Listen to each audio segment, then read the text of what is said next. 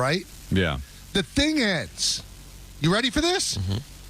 And this little imp, Peter Rosenberg, within seconds calls up Andrew Gunling and said, "You can't believe what my two lunatic co-hosts just did on a Zoom call." Couldn't wait to tell Andrew and called us lunatics and lowlifes. No. Wait a minute. Hold on.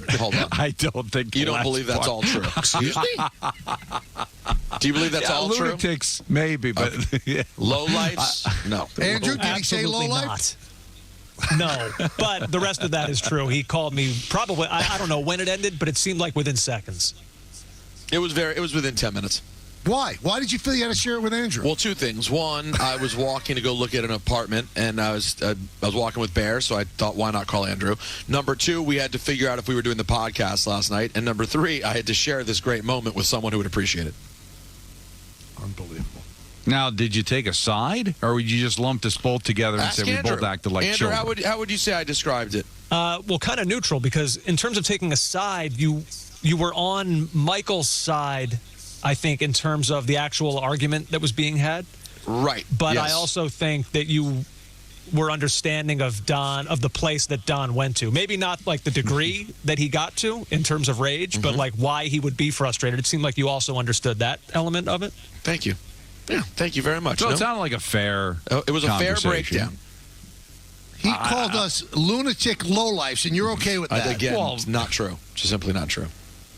I mean, I like to tell a great story when if something were to happen. I listen. To be honest with you, if I were in Peter's shoes, Yep. I might have done the same thing. If I had things to talk about with Andrew to begin with. No, this was the sole purpose of the it No, call. he just said it wasn't. They had to he's work out the time for the lying. podcast. Why do you believe everything he says and nothing I say? Well, ask Andrew. Andrew, were there other things talked about besides I mean, that? we did mention about the Drop Madness podcast, but the call was made because of the insanity that had just gone on in this Thank meeting. you for being honest for once.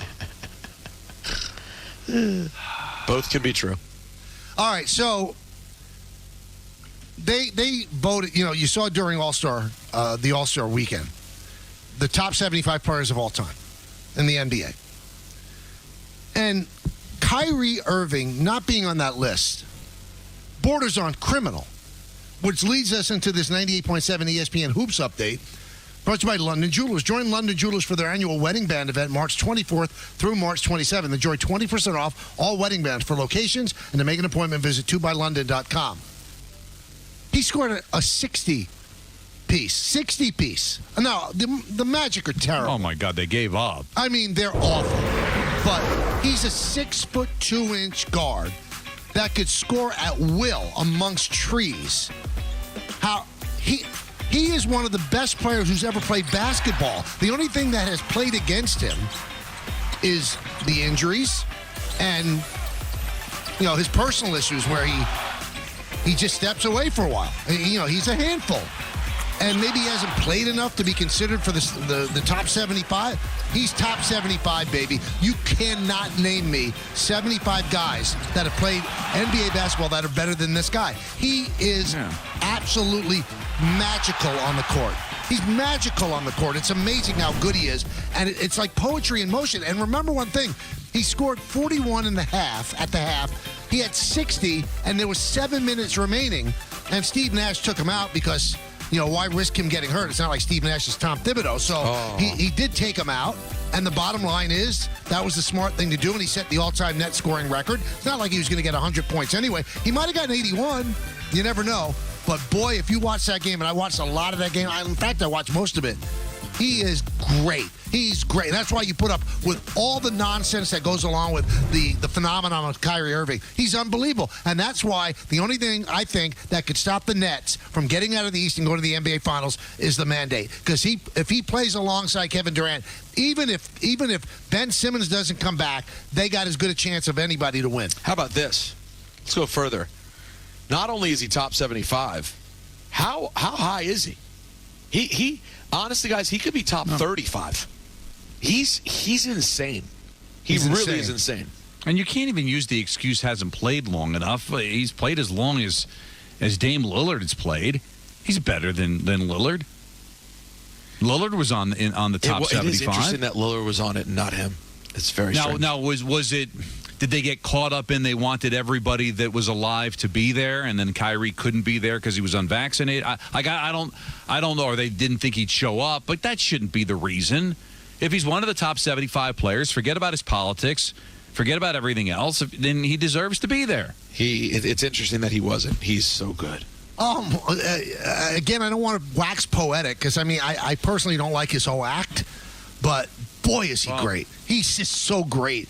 I can't even understand that when he's playing, why the Nets ratings on Yes are as low as they are. This guy is a thrill a minute to watch. Yeah, but you know how it is in sports, Michael. Maybe not in the NBA. The NBA is the one sport where people follow the stars. But, Knicks fans aren't going to care. And there's a lot of people that just don't like Kyrie.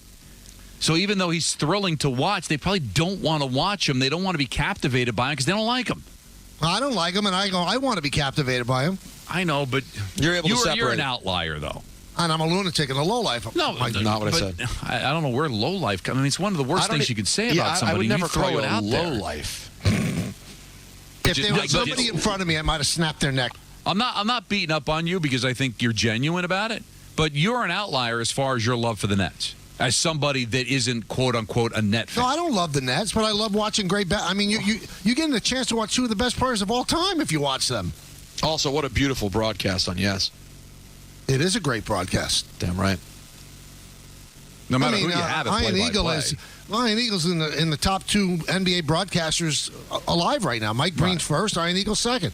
And if you get a Rucco game, there's nothing wrong with that either. And if you get a Grady game like last night, there's nothing wrong with that. And you get Sarah Kustok and Richard Jefferson. It's a dream. That must have stunk for Ian last night. He missed a gym. Well, I don't think I know Rucco was texting me during the game. He was probably pulling his chin hair out. He was so upset he missed that game. But he's not a likable guy. Who, Ryan? Who, Rucco? No, Kyrie. I didn't know we were going to now extend this into a broadcasting seminar. But he's not a likable guy on a team that's not very likable. I don't think it's that he's not a likable guy. He has things about he has moments that he's had that turn off a certain segment of the population. Right. Well, that makes him unlikable to those people. How about polarizing?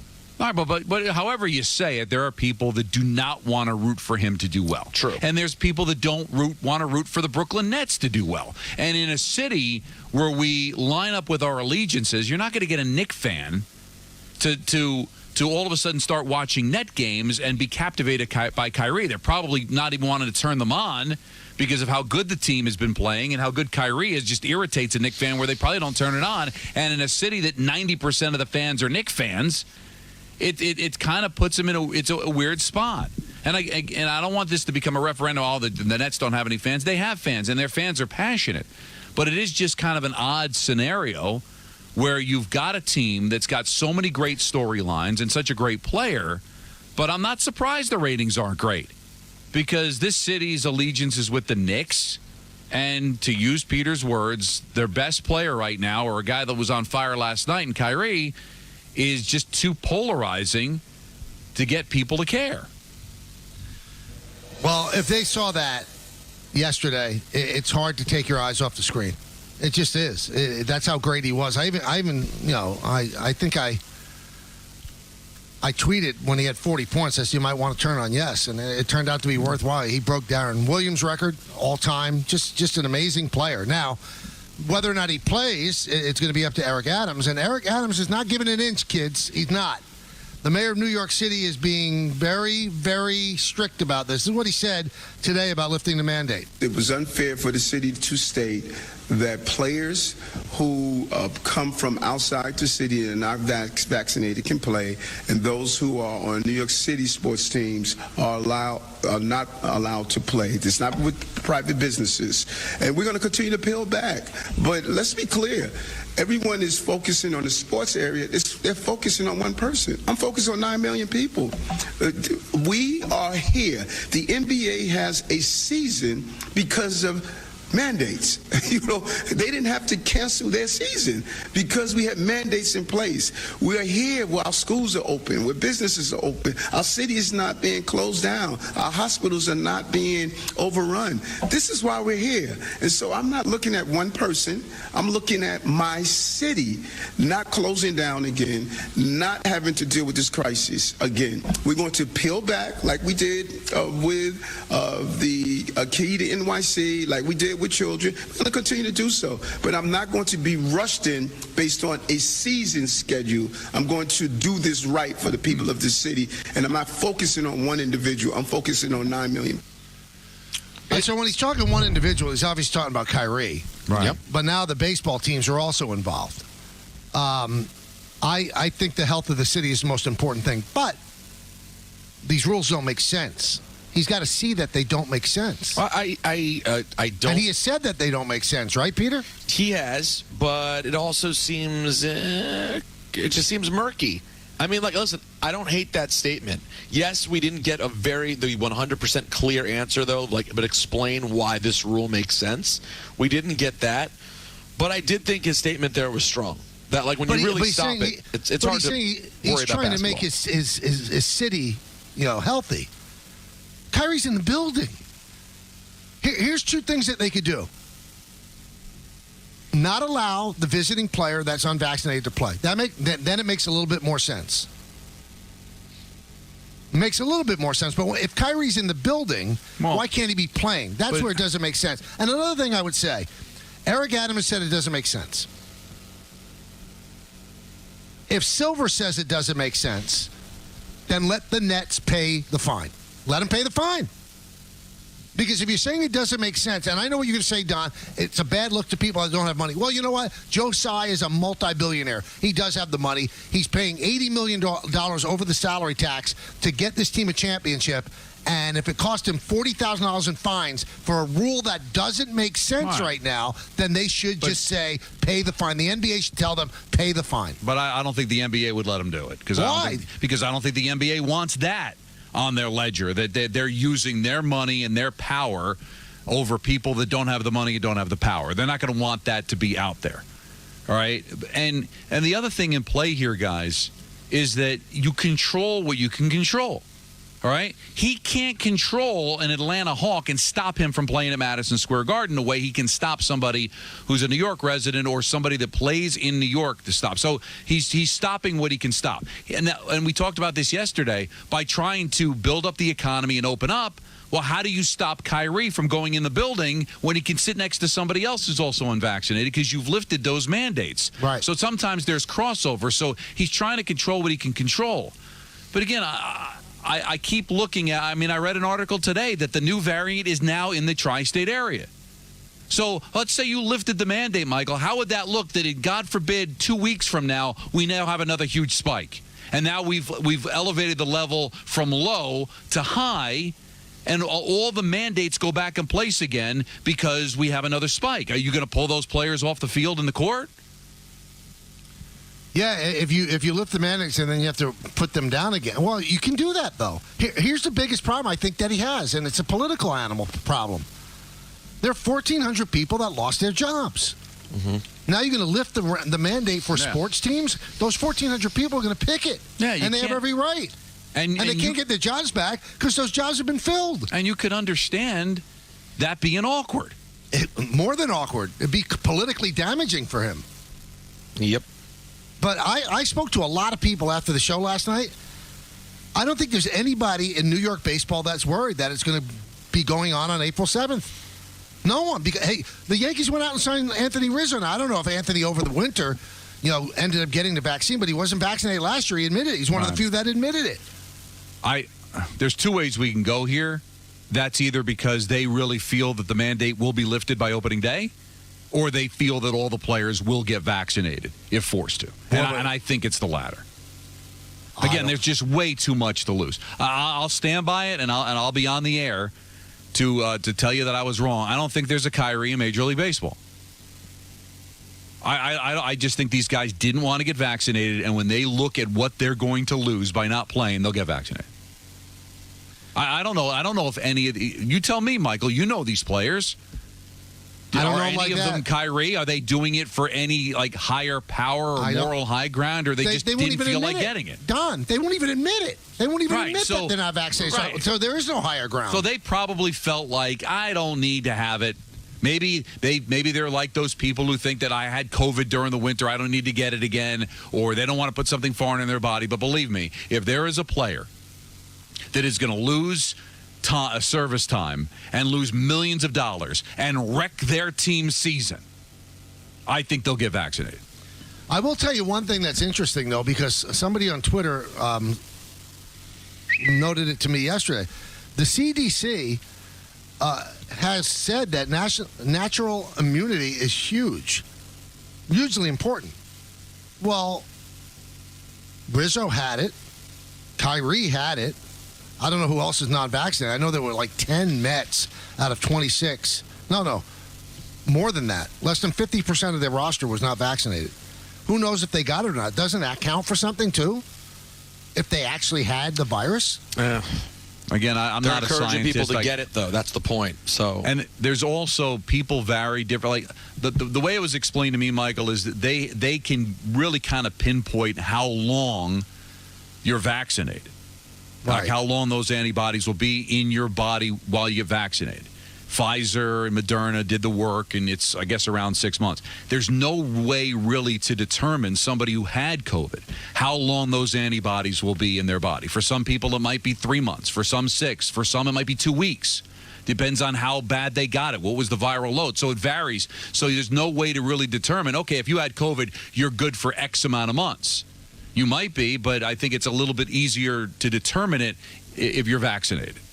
But again, we're just going by what we read, and we've had this. We go around and around. What you decide to read is what you're going to believe, and everybody's reading different things. It's good to read. I love reading's good. Reading a Don book reads about a the book Rat Pack right now. Fascinating. There you go. Really? Yeah. What's it called? The Rat Pack? It's He's reading the book. He doesn't know the name. Well, he reads a wait lot of minute. books. What? How can you attack It's him for that? basically a book about how Joey Bishop was really the reason that there was a mob connection to the Rat Pack. And I got to tell you one thing. No offense to Joey Bishop. Who's the one that doesn't fit? Oh, that's like the essence of the book. Well, Joey Bishop. Well, Right, even Peter Lawford shouldn't have been there. I mean, Sammy and Dean and Frank. I mean, that makes sense. Joey Bishop? But Joey was the connection.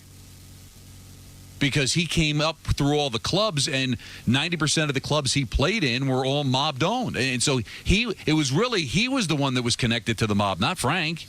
Again, I just marvel. I'm jealous. I don't know how you read this much. I can't even fathom it. Maybe I'm working too much. I get off the air. The idea of picking up a book about Joey Bishop. He could show up at my house to tell me about his life. I'd say, I'm busy with Joey. That would be huge news. He's dead. So if he showed up at your house. and I still would be like, this is unreal. You should go to someone's house. Who cares? The Rat Pack doesn't fascinate you, though. No. You, of all people, I would think that's a subject you'd be interested in. I have listened to a podcast on Sammy.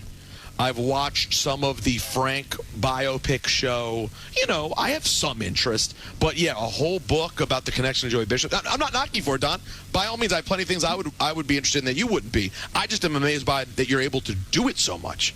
Jets are trading linebacker Blake Cashman to the Texans for a 2023 sixth-round pick, according to Tom Pelissero. I thought sixth-round picks didn't matter. Remember when they got Flacco? And by the way, they re-signed Flacco. Yep, they re-signed Flacco, so they have a good backup quarterback now. I mean, why? He's okay. I'll tell you this: they're losing that battle in town. I firmly believe in 2022, Teddy Bridgewater's a full level up from Joe Flacco. What are you saying? But no, you're talking about Tyrod Taylor. Sorry. Why would you bring down Bridgewater like that? Sorry. I firmly believe Tyrod Taylor is a level up right now. By the way, I think of Teddy Bridgewater and Tyrod Taylor in the exact same category, so it works either way. Both better than Joe Flacco. But only one of them's got a Super Bowl ring. I mean, that was a long time. I know. I mean, do you remember who played don't better? back down, Don. What'd you say? I said don't back down, Don. You're right. He didn't know. He's not backing down. He wasn't even making a real argument. He was just pointing out that Flacco has a Super Bowl. Right, Don? Yeah, but that shouldn't factor in right at this particular moment who's the better backup. Yeah, Is he a better backup than what the Jets had last year? Yes. Well, they had him last year. No, at the end. They didn't have him when Wilson first got hurt. Well, the funny... Listen, can we say that all of them, White, Flacco, Taylor, 100% better than what the Giants had at backup last year? Yes. Jabroni Pumpleduck. All right, let's take a break before we talk about Jabroni Pumpleduck. There's some news out of Nick camp as well. Out of the Knicks side of the city. We'll talk about that. Take your phone calls as well. It's Kayla, Greca, Rosenberg, and you right here on Yes and 98.7 ESPN. The Michael Kay Show on Yes is presented by Untuck It. Shirts designed to be worn untucked. Shop now at untuckit.com. 10 years ago, we started Untuck It out of my apartment, and today we have more than 80 stores worldwide. It's been quite a journey. We didn't just create shirts designed to be worn untucked, we perfected them. With great fabrics and design at the perfect untucked length, so you can look sharp in this new business comfortable world. Just look for our signature sale. Untuck It, 10 years in the making, and we're nowhere close to stopping. Visit untuckit.com or your nearest store today. DraftKings Sportsbook at Foxwoods, the wonder of it all. Here you really can have it all. From self-service kiosks and betting windows to a live sports ticker and digital odds boards, placing a bet has never been easier. And with a 50 by 30 foot LED screen and over 200 tables to eat, drink, and enjoy, we're bringing the game to you. Join us at DraftKings Sportsbook at Foxwoods and grab yourself a front row seat. Download the app today to get started with our latest offer. Now's the time to get a Ford built for you, by you. Pick your color, your wheels, and other available features specifically designed for your Ford. Want an F-150 with a 12-inch touchscreen, 400 horsepower and an Explorer, or a moonroof? You got it. And now get an extra $1,000 bonus cash. See your local Ford store for a Ford built for you, by you. Custom build your new Ford truck or SUV and get an extra $1,000 bonus cash. Use special lease and financing deals at buyfordnow.com. Conference foes collide at the stadium as NYCFC battles Philadelphia. Next level! Saturday, Golden Boot winner Taki Castellanos leads the attack. He wanted his goal! He made it his goal! As City clashes with the Union. Coverage starts Saturday at 12:30 on Yes and streaming on the Yes app. The future depends on teachers. Every day, teachers are shaping our tomorrows, starting their students on journeys that will change the course of history.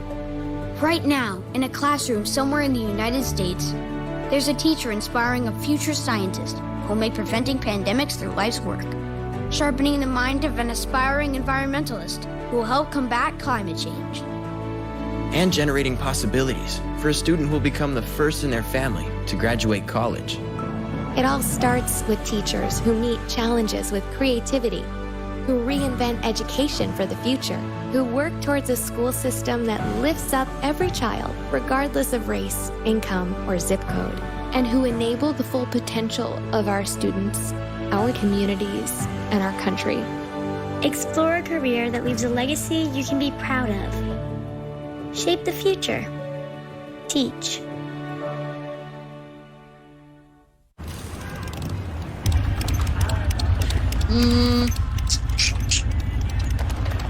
I don't know. I mean, I think they look good, man. Smooth. They are a little tight. Like, too tight?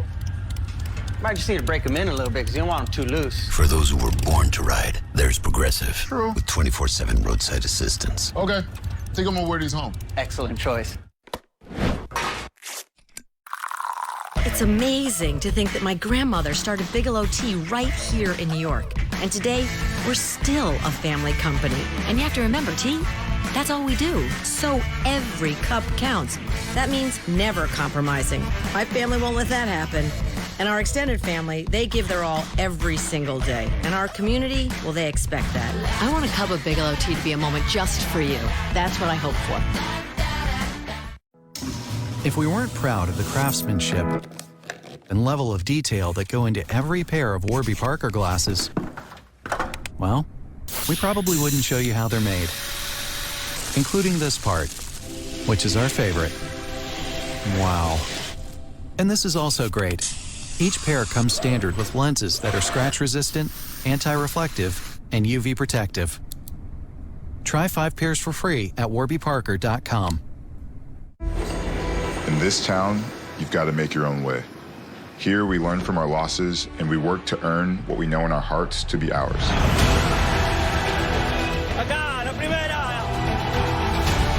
Representing the greatest city in the world everywhere we go. Because we are New York City. Together, we are undeniable. I found hope in the midst of an overwhelming situation. I let go of trying to control things that I had no control over, and that helped me find peace of mind. Alcoholism is a disease that can affect any family. Everyone suffers, but there is help and hope at Al-Anon Family Groups. I was constantly stressed and worried. Now I approach each day with joy and gratitude. In Al-Anon, families and friends of alcoholics find new ways to heal from the effects of a loved one's drinking. Al-Anon gave me my life back. I'm a better father and husband. Are you in an overwhelming situation because of someone else's drinking? Al-Anon and Alateen can help. Local and virtual meetings are available. Maybe one could work for you. For information, call 1-866-200-0033 or visit alanon.org/hope. Nothing is too tough for KD. Kevin Durant, cold-blooded. The most ridiculous offensive talents that this league has ever seen.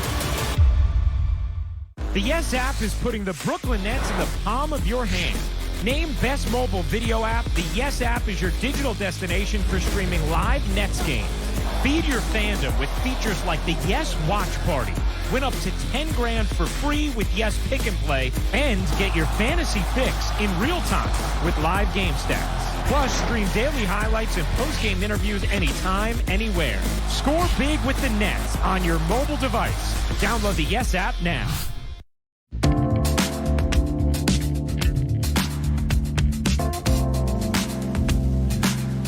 All right, this 98.7 ESPN Hoops update brought to you by Corona.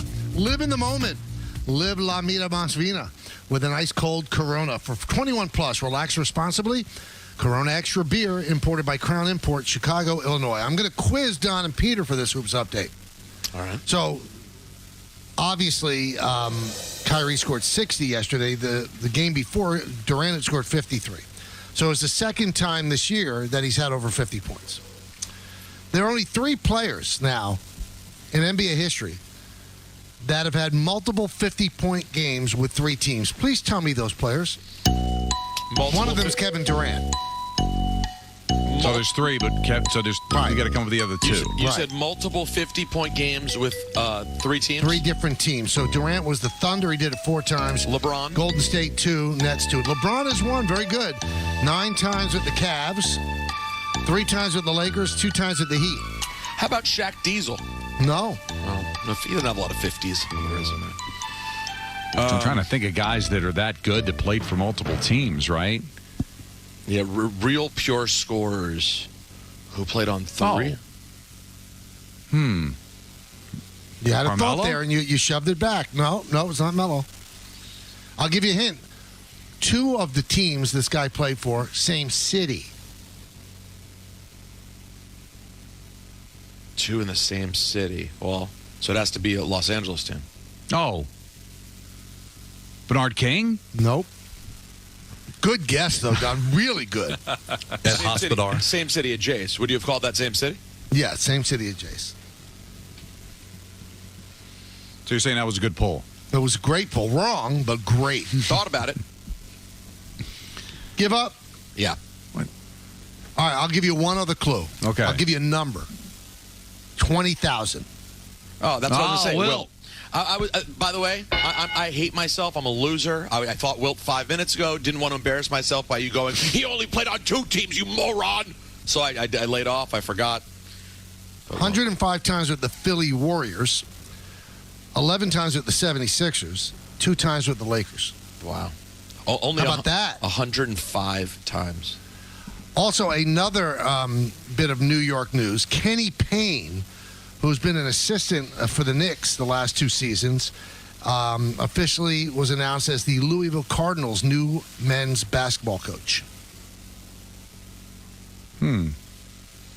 Payne's was a very good assistant. I know a lot of the players liked him, the Kentucky connection, the whole deal, but he gets the job with the Louisville Cardinals. Let's go back to the calls. Let's go to Danny in Franklin Square. Daniel. What's up, guys? How you doing today?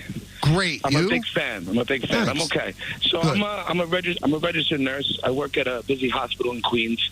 I worked on a COVID unit, in 2020, the whole year when the brunt of this thing happened. I showed up to work every day not knowing how deadly this virus was, not knowing if my life was in danger or my family's life was in danger. And I showed up to work and I did the best I could. And then come this fall, I had to make a decision, as many of my colleagues did, if we had to take a vaccine for a virus that most of us have already had and survived, or we lose our jobs. I just feel like a lot of people are not really taking serious how many people really lost their jobs, from this mandate. And one more thing, real quick. Don just said, "Oh, what if there's another outbreak, a new variant?" We just seen the vaccine didn't work in December. Everyone got it. Well, it worked keeping people from dying. No, see, if you read any textbook, viruses mutate. They mutate into different states. Some of them, most of the time, they become less lethal, but they're more transmissible. So nobody really knows if the vaccine made the virus effects weaker or if it's just the virus mutating. Nobody really knows. Fair. Well, there are doctors out there that feel that the vaccinated were more protected against hospitalizations and death than the unvaccinated. Well, statistics back that up. But statistics, I'm not really sure. So my wife was 9 months pregnant, and thank God she survived COVID, but she got COVID 9 months pregnant, unvaccinated. Like I said, thank God she was fine. But it's just, it all depends on how healthy you are. I just feel like everybody's saying, "Oh, take the mandate down," and the mandate is ridiculous. They should get rid of it, no question. But what do you do about everybody that lost their jobs? I had a number of colleagues. You're right, Danny. That's the problem. That's why I don't think they're lifting the mandate. Well, can I just ask you? Would you mind if I asked you a personal question? Because we're curious about what is it about the vaccine that bothers you? I think that people that are older and that are more susceptible, they should get it. But if I had it and I had it again and I survived it, listen, if they told me the vaccine, if I took it, you don't get it, you don't spread it, give me the vaccine. But if I could spread it anyway and I could get it anyway, why would I have to choose between paying my mortgage and feeding my family? You know what I mean? I'm not saying I'm not anti-vaccine, but did you get the vaccine, Danny? Did you get it? You did, just to keep your job. Right. I have to keep my job. What am I going to do? I have to feed my family. No, I get you. It's a tough call. It's a tough call. And I'll jump in. It's all about what, you threw a bunch of stuff at us, and obviously you're a frontline worker, and thank you so much for your service. And you have one opinion, but then there are doctors that have the opposite opinion. So we all have to do what's best for us. But at the end of the day, do you agree that the vaccine? All right, you can argue whether it protects you or not. Do you believe the vaccine's dangerous? Do you believe that there could be lasting effects by having the vaccine? I don't know. No, I don't know. I don't want to. I don't know. Right, so all I'm saying is that you were forced to make a decision. These baseball players are going to be forced to make a decision. Now, if you're morally against it, religiously against it, that's one thing. But if you, but they don't give you a choice to be religiously against it. There were no religious exemptions. Everyone's religious exemptions got denied. Everyone's. Right. Nobody had a chance to get a religious exemption. And I get it. We work in hospitals. That's fine. But I showed up to work every day. I used the same mask for 7 days in a brown paper bag, and I asked no questions. And I took care of all my patients. Some days I had 12 patients, and 7 of them were critical. And I did everything I could for them. And then they tell me, take this shot or you lose your job. And it's just... I know this is a sports show, but, it just got me... this is one of those times, Danny, when it intersects. And I think that is the issue that Eric Adams has to deal with. If he lifts the mandate, which right now doesn't seem like it makes sense, he's going to have all this pushback from people that lost their job because they wouldn't take the vaccine. But this call is so interesting and really gets down to the fundamental problem we have with this whole pandemic, is that Danny believes that the vaccine was ineffective. He doesn't believe that it could protect you any more than if you had COVID before. But there are other people that believe that that's not the case. So, who do you believe? So the mandate looks, not this mandate, but other mandates look ridiculous because you believe one thing, but then there's another side that believes another thing. No, so decisions are being made on one bit of science, and then there's another side that says, no, it doesn't work that. Like, what are we supposed to believe? Now, I chose what I believe. I believe that the vaccination works. I listened to those numbers. But then you have Danny, who obviously knows what he's talking about, who believes something completely different. Well, the CDC has this up on their website. COVID-19 vaccines protect against COVID-19 infections and hospitalizations. Vaccines reduce the risk of COVID-19, including the risk of severe illness and death among people who are fully vaccinated. In addition to data from clinical trials, evidence from real-world vaccine effectiveness studies show that COVID-19 vaccines help against COVID-19 infections with or without symptoms. Vaccine effectiveness against hospitalizations has remained relatively high over time, though it tends to be slightly lower for older adults and for people with a weakened immune system. Danny just said, well, mutations and variants weaken over time. Maybe that's why people aren't hospitalized. But doctors are saying that this stops you from getting hospitalized. And there have been many, many people that have gotten COVID and gotten COVID bad who were told that, thank God you were vaccinated, it would have been worse. But if you choose to believe something else, so you've got people attacking mandates who believe one thing, and then there's another side. Like, so it makes it so difficult because we just can't decide on anything. Well, Daniel Jones farewell tour. No more excuses. Just tweet it to us, please. Not another 3.5 hours about vaccinations. Nope. I'll even listen to hockey talk. You're right, Daniel. I'm sick of it. But you can't say it. It's going to impact whether the Yankees can field some of their best players and the Mets could field some of their best players. So to just ignore it is sticking your head in the sand or maybe behind you. I mean, we can't be afraid of like this. It's not fun, but there is an intersection between sports and this that I'm sorry has a huge effect on your sports teams. It has an effect on whether or not the Nets are going to win the NBA championship. So to just ignore it, you're not doing your job as a sports host. We're not morphing into WABC. Don't worry about that. But you can't, like, put your fingers in your ears and go, nah, I don't want to hear it. It's pretty important when it comes to sports right now. We hadn't spoken about it for months. Goodness gracious, people don't want to hear important stuff. Well, they'll have something to say if on opening day there are a couple of Yankees that are not playing against the Red Sox in the Bronx. Let's take a brief timeout, take more phone calls right here on Yes and 98.7 ESPN. From the very first touch, Pampers, the #1 pediatrician-recommended brand, helps keep baby's skin drier and healthier, so every touch will protect like the first. Pampers. Volkswagen has an SUV that's the perfect match for your lifestyle. Whether it's head-turning style, room for your entire family, a turbocharged joyride, or an all-electric experience. With our SUV lineup, any choice is a smart choice. More vehicles are arriving all the time. Visit your tri-state Volkswagen dealer today to learn more about our vehicle lineup. My F is for the people. I made it just for you. For the seasons who like action. For the seasons on the move. And don't forget the season reward. This seems dangerous, sir. I know.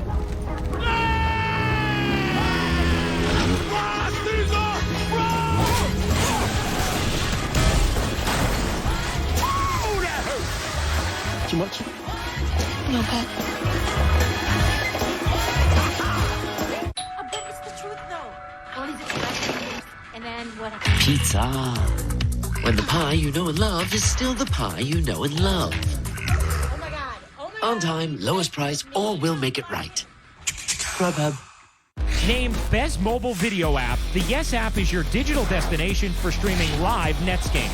Score big with the Nets on your mobile device. Download the Yes app now. Tonight, Brooklyn's push for the NBA playoffs ramps up against one of the best in the West. Good night! Durant and the Nets.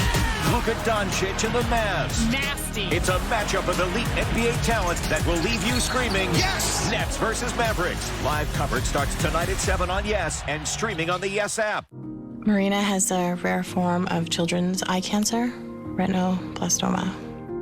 Her doctor sent us to a specialist, and then the specialist sent us to St. Jude. Within the first couple weeks of us getting here, I was just so scared. I think the reality just hit me, and it kind of hit me all at once. I had started to cry, and I was just so scared, filled with fear. And her doctor came in, Dr. Brennan came in, and just didn't even say anything, sat down beside me, and hugged me and held me while I was literally sobbing. And she just said, "It's gonna be okay. We don't have to worry anymore. The treatment worked, and we've saved her eye." This place has been such a blessing for us. There's no way we could have paid for treatment back home if we had to. We can come here, and we can just solely focus on taking care of her and helping her heal.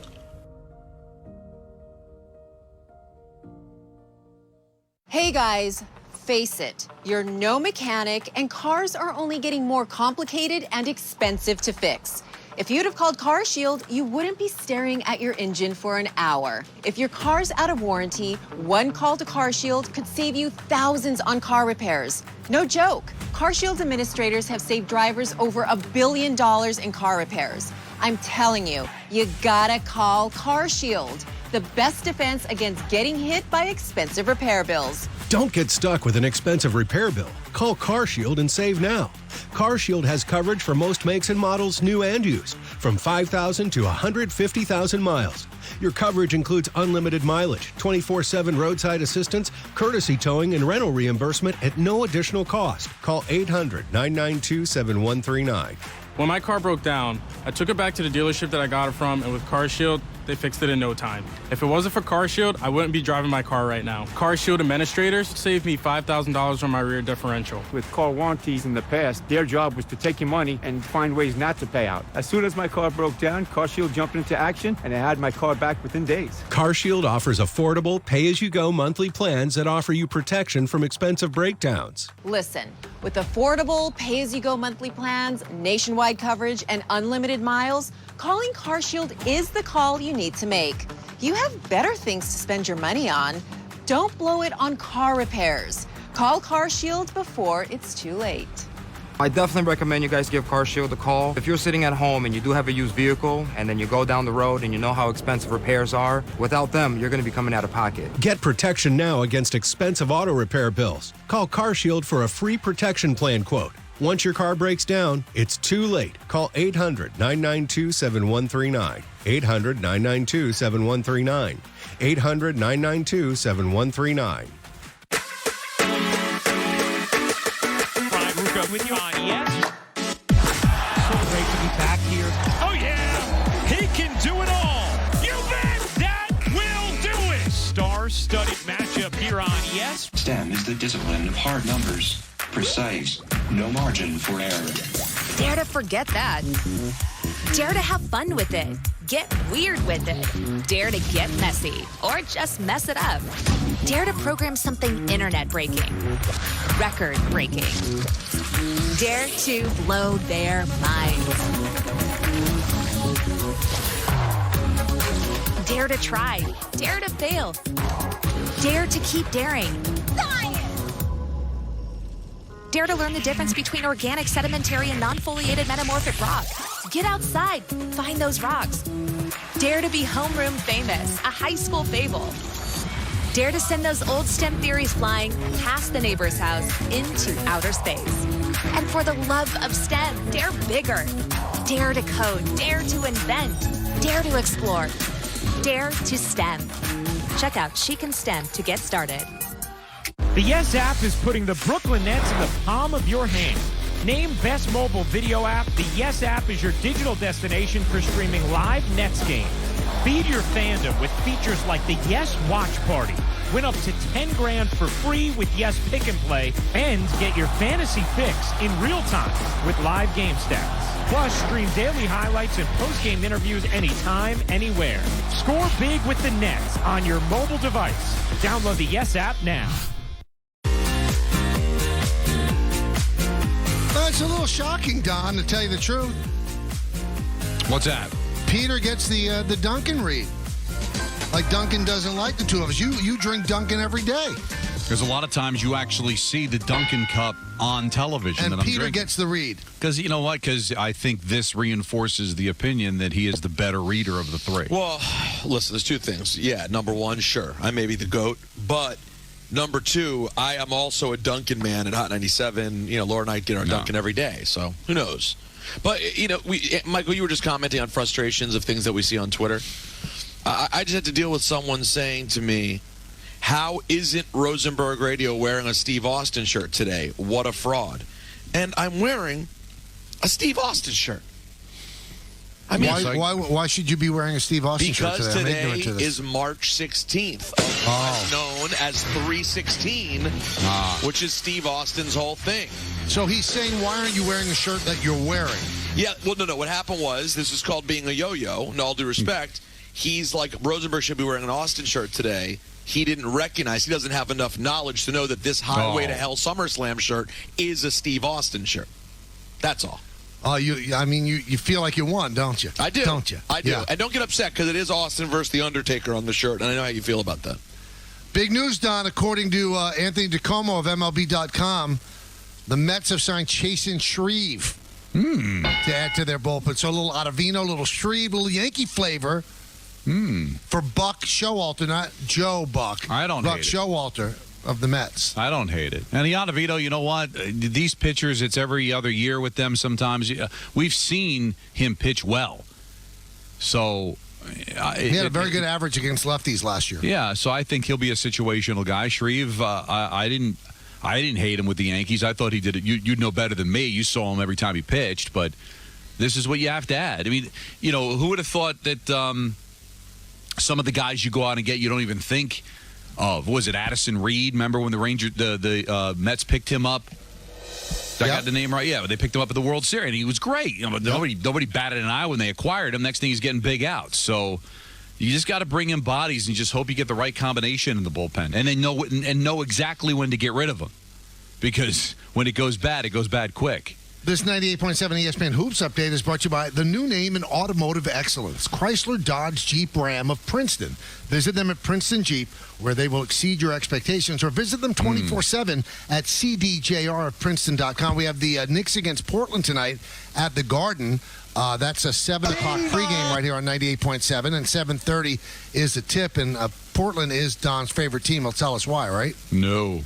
A couple of things. The Knicks, it was reported today, they are keeping Tom Thibodeau next year. And I think that's the smart move. You have to have some kind of consistency with your coaching. You can't keep changing coaches all the time. This is a well-respected guy.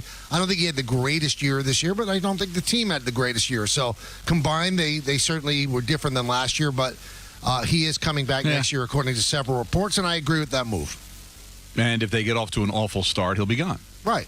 So that's usually how that works out. Also, R.J. Barrett is going to have, over his last 16 games or 15 games, however many they have left, he has to average like 22.3 points per game in order to average 20 points for the year. And that's important to him because he's compared a lot by Thibodeau and to him with Jimmy Butler. And Jimmy Butler didn't average 20 points a game until his fourth year in the NBA. So if R.J. Barrett does it in his third year, he'd be ahead of the great Jimmy Butler. Now, he said the right thing, though, the kid. The kid says all the right things. Remember, he's just 21 years old. He said, I will try to average 20 points a game, but only if it's within what the team concept is. I'm not going to go out of my way to do it.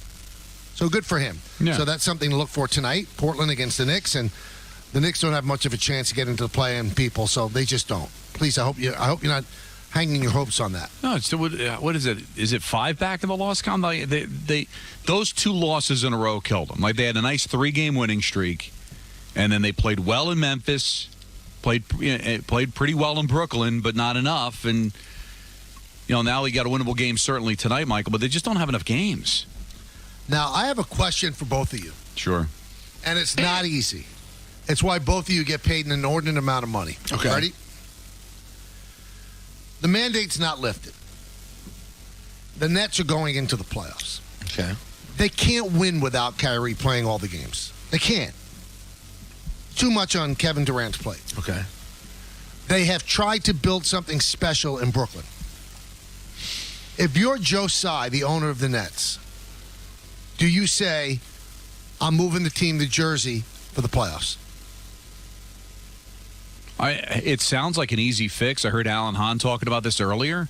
But are you allowed to do that? Are you breaking a lease, leaving Brooklyn to go do that? He owns the Barclays Center. But is there any agreement with Brooklyn? I mean, that's probably something very difficult to do at the last second, right? All those people that work at the Barclays Center, they're not going to get paid. They're not going to work when those games aren't played there. Can you move them? Can you take all those workers and have them go to Newark? Because I guess that's where they would play. Maybe the Izod Center. Because that's what I would be concerned about, Michael. Are those people? But again, he owns the building, so he doesn't have to be that concerned. Obviously, there's people caught in the crossfire, but he's paying a lot of money to put a championship team together. The only way you're going to win a championship is with Kyrie playing all the time. So what would be the harm of moving it to the Izod Center? I don't have an intimate knowledge of the Izod Center. I throw it out there because I think it's just still sitting there. Right. I'm sure you can put a basketball court in there. And no, I'm sure all the stuff is still there from the old Nets, right? I don't know. Appassionata was the last time I was in that building, remember? Mm-hmm. You loved it, the night of too. the Johan Santana no-hitter. That was 10 years ago, if you can believe it. Well, one hitter, but go ahead. Well, hey, listen, you want to go look it up? Go look it up and see what it says. So you said he's got no issue with Brooklyn, right? I mean, he owns the building. Right. So go rent out the Izod Center. There's nothing going on there. I mean, it'd be $200 a night. All right. And then you take all the workers at the Barclays Center and you bus them over to work the games at the Izod Center. Sounds like it's like an easy thing, right, Peter? I mean, that's it. It's done. Easy is I wouldn't use the word easy because in all seriousness, you're going to have to spend, $50,000 on the building. You're going to have to spend another $50,000 on transportation. Yeah, for a billionaire, it's not a big deal. But it's. Would you do it though? It's an awful look when you're trying to establish Brooklyn as your home. That's another. But you do want to win a championship. Yeah, but you're also saying I'm sure every Brooklyn Net fan would be on board if it means Kyrie gets to play every game. So I know you're trying to build something in Brooklyn, but it's not your fault. If you're a real hardcore Nets fan, you would drive to Jersey if you're planning to go to a game. You drive to Jersey for a game or two to get Kyrie. Heck, Peter, I'm sure most of their fan base is in Jersey anyway. I don't know. Do you think they converted any Brooklynites? And also, Brooklyn to Jersey is not that awful a couple of times. For a playoff game? Yeah, for a run to a championship? Boy, I'd love to go to that. I'd love to go to that Suns Nets Game 7, but boy, it's in Jersey. It would take too long. All right, let's take a brief time out. We've got a lot of stuff to talk about still. We haven't even scratched the surface, frankly. I mean, it's ridiculous. The show has to be longer than 4 hours. People are clamoring for it. It's Kayla, Greca, Rosenberg, and you on Yes at 98.7 ESPN.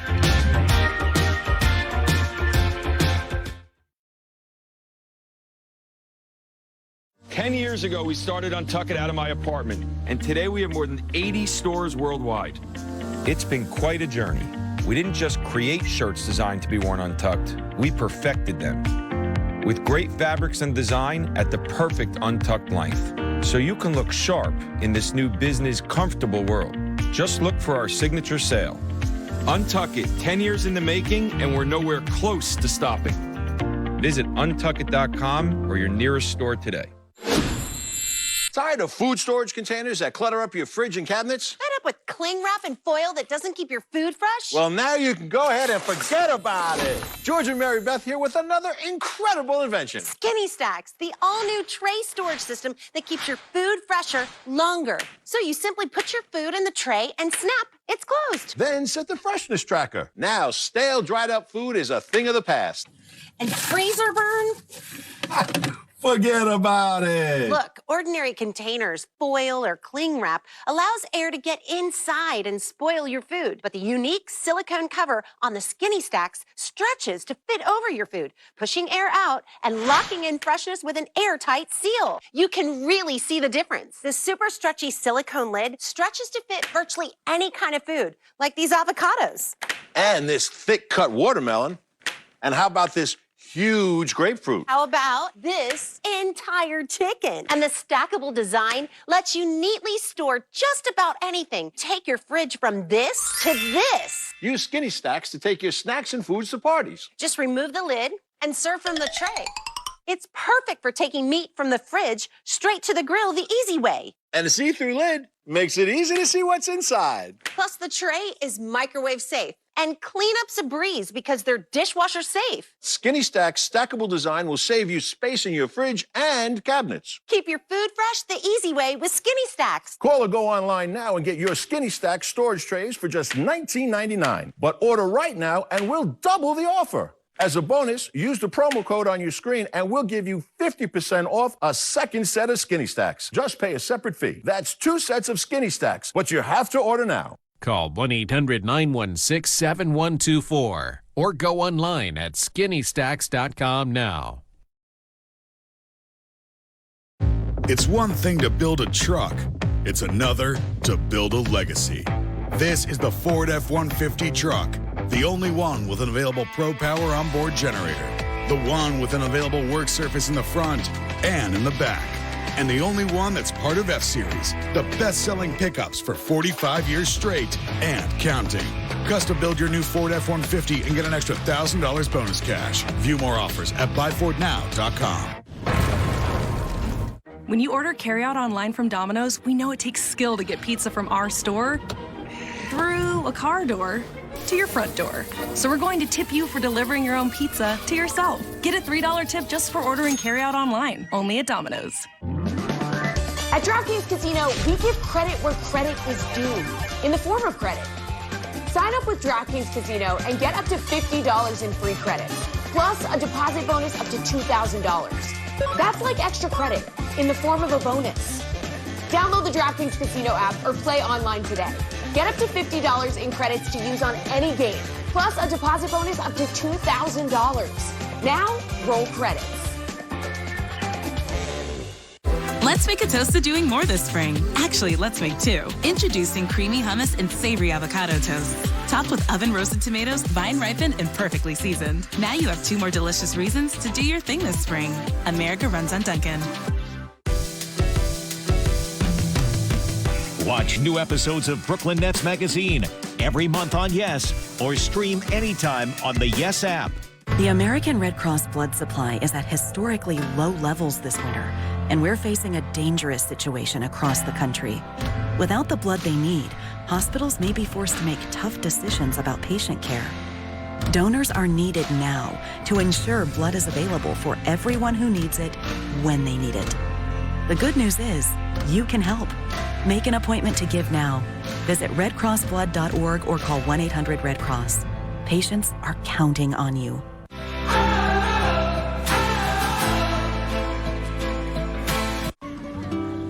Right here, baby.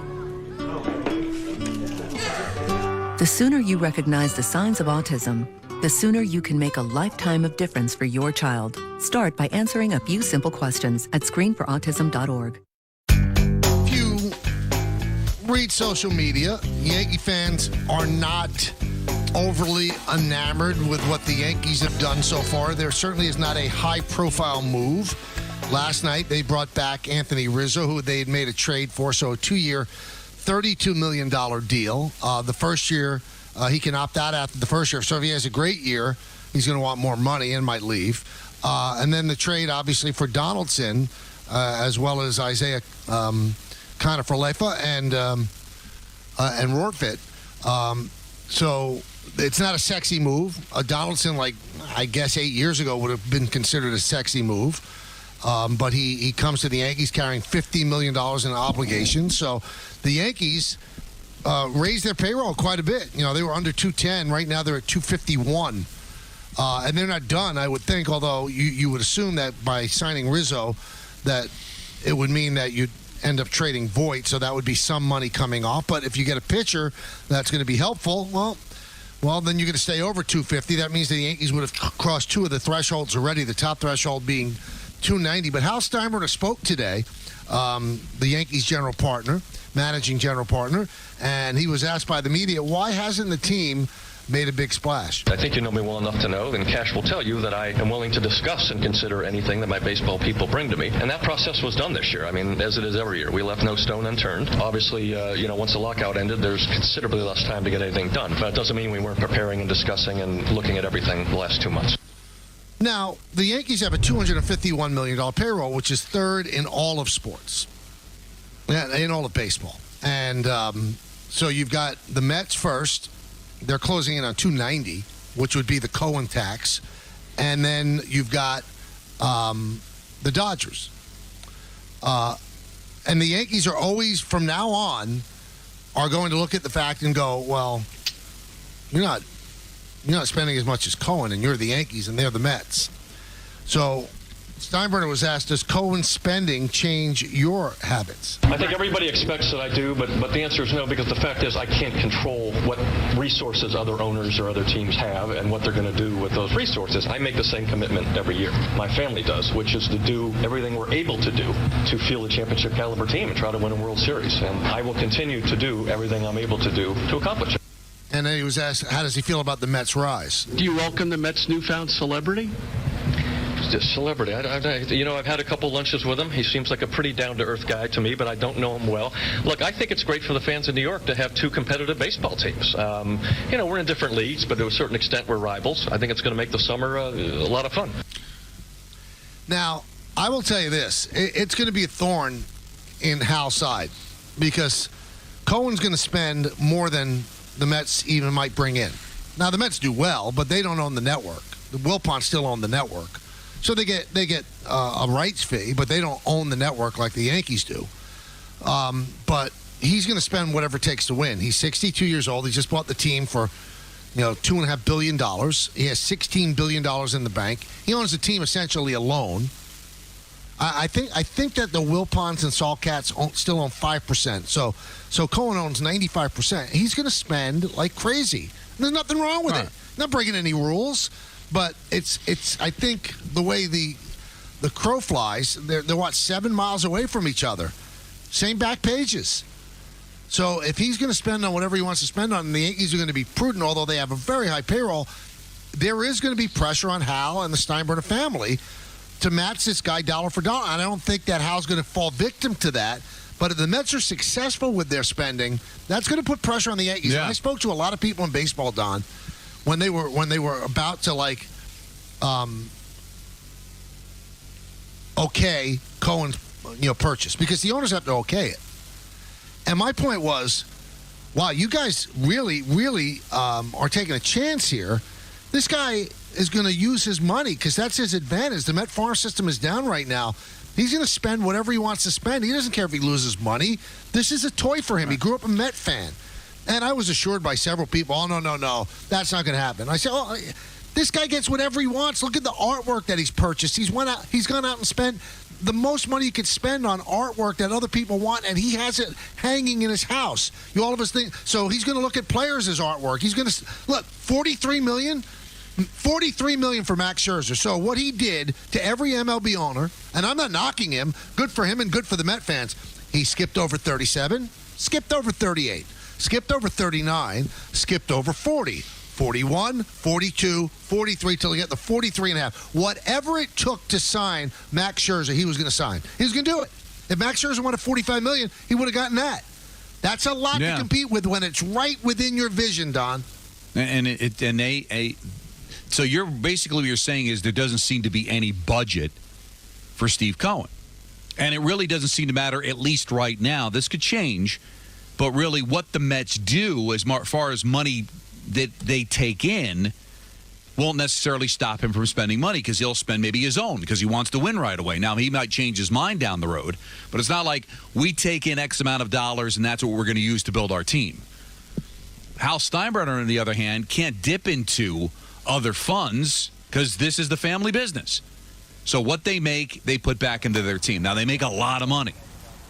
But you're kind of talking about, Michael, now the Yankee fan is getting a sense of what the smaller market teams were kind of going through when George owns a team. Because there didn't seem to be a budget. He'll do whatever he could to win, and there were other teams that had certain financial constraints. And compared to Steve Cohen, Hal Steinbrenner's got financial constraints because he doesn't have some billion-dollar company that he owns somewhere else that he can dip into those funds. This is the family business. But here's the other end that we never get to talk about, Michael, and I think this is why the fans turn on the Yankees so quickly. They probably have the highest ticket prices in baseball. I think the Dodgers are there, too. All right. Well, the Dodgers just came off winning a championship 2 years ago, and they're not a good fan base to compare anything to because their fan base is so weird. But the thing is that a Yankee fan is used to spending a lot of money to go to the ballpark because the Yankees were always known as a team that was going to put a lot of money into their team as much as humanly possible to win. And now the team has not won since 2009. And, a Yankee fan who's sitting in the legend seats doesn't want to hear about fiscal responsibility. But it's funny, Don, the people in the legend seats are not the ones on Twitter and not the ones calling talk shows. It's the other fans. No, the prices are quite reasonable. Right, but you say reasonable, Michael, but coming off a pandemic with a lot of, going to the ballpark, no matter where you sit, is kind of a legend seat to a person that makes, $60,000 a year and wants to take his family of four to even sit in the nosebleeds. There's a lot of money that they spend, and they're happy to do it because they're diehard fans of the team, and they always felt like, hey, no matter how much money I have to spend, how can I complain? Yankees are competing for a World Series every year. They put the money back into the team. And now the team hasn't won in, this would be 12 years. All right, they've won 2 division titles since 2009, and now we're hearing about fiscal responsibility. That's an adjustment for a Yankee fan to make because these were things they didn't have to worry about a decade ago. But I don't think that's fair. They're not talking about fiscal responsibility. They have the 3rd highest payroll in baseball. The thing we said at the beginning of the show, you cannot call this guy cheap. All right, no, nobody's saying fiscal responsibility does not mean being cheap. Well, but first of all, he's a businessman, and he is not. And I mentioned this earlier. I think the Steinbrenner owns 55 or 60% of the team. There's 40% of people that are shareholders that own parts of the team. You have to answer to them. Right. So I think that people would complain if they put teams on the field that weren't competitive to make the playoffs, and would complain if they had a payroll that was under, not one of the top 5 payrolls in baseball. I'm sorry. Listen, the moves are not sexy. I'm the first one to tell you that. But you can't say they're cheap. It's $251. And I'm not saying they're cheap, and they're not cheap. That would be ignorant to think that they're cheap and you have the 3rd highest payroll. Fans say that. But fans are coming from a place of, well, wait a minute. Look how disappointing this team has been in the postseason. Now, to some teams, what the Yankees have been since 2009 would be great. As a Met fan, I'd love to go to the playoffs every year. They would get Mets have only had a handful of times they've gone to the playoffs back-to-back years. And the Yankees consistently go to the playoffs, but they've been a disappointment in the postseason. Haven't gone to a World Series, Michael, since 2009, which is unheard of for this franchise in their history to go over a decade without a World Series appearance. Settling for wild cards, being beat pillar to post by a team that's got a $35 million payroll in the Tampa Bay Rays. No, it's 90 now. I'm exaggerating, but clearly it's way less than the Yankees. And so, hey, wait a minute. We're not spending the most money that Yankee fans think they can. And you've got a small market team in Tampa who loses free agents every year, still beating you. The Red Sox, a franchise that you own for the better part of 80 years, has now compiled a bunch of championships to your one. So things have really changed for the Yankee fan to where I don't want to say they're like every other team, but they're a lot closer to that than the dominant team that they grew up rooting for.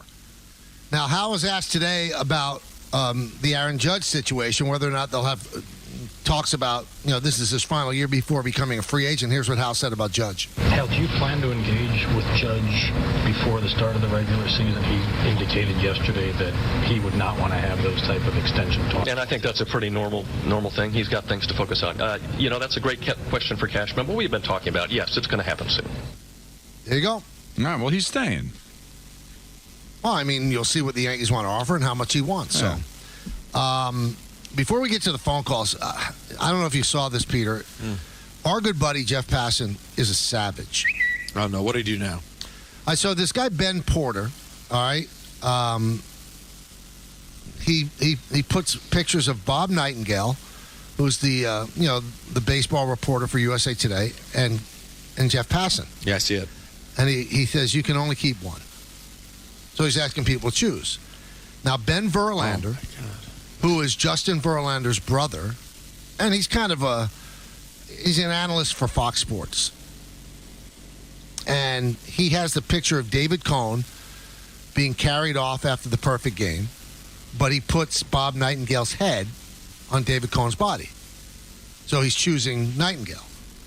Passan answers back, I mean, I guess you do have experience being the lesser of two, so it makes sense you gravitate toward it. Well, and I've got to give Ben Verlander credit. You know what he answered back? I'd like to report my own murder. Well said. By the way, though, that's not the meanest thing that Jeff said in this thread. What else did he say? The one above that, the response to the actual post showing the picture of Nightingale and Passan. What does he say? Who needs facts and accuracy and real reporting when you can have Bob? Oh, wow. So, I mean, Jeff is a savage. He's savage. He's a savage. He looks like, Dudley Do-Right, and he's a killer. At least on Twitter he is.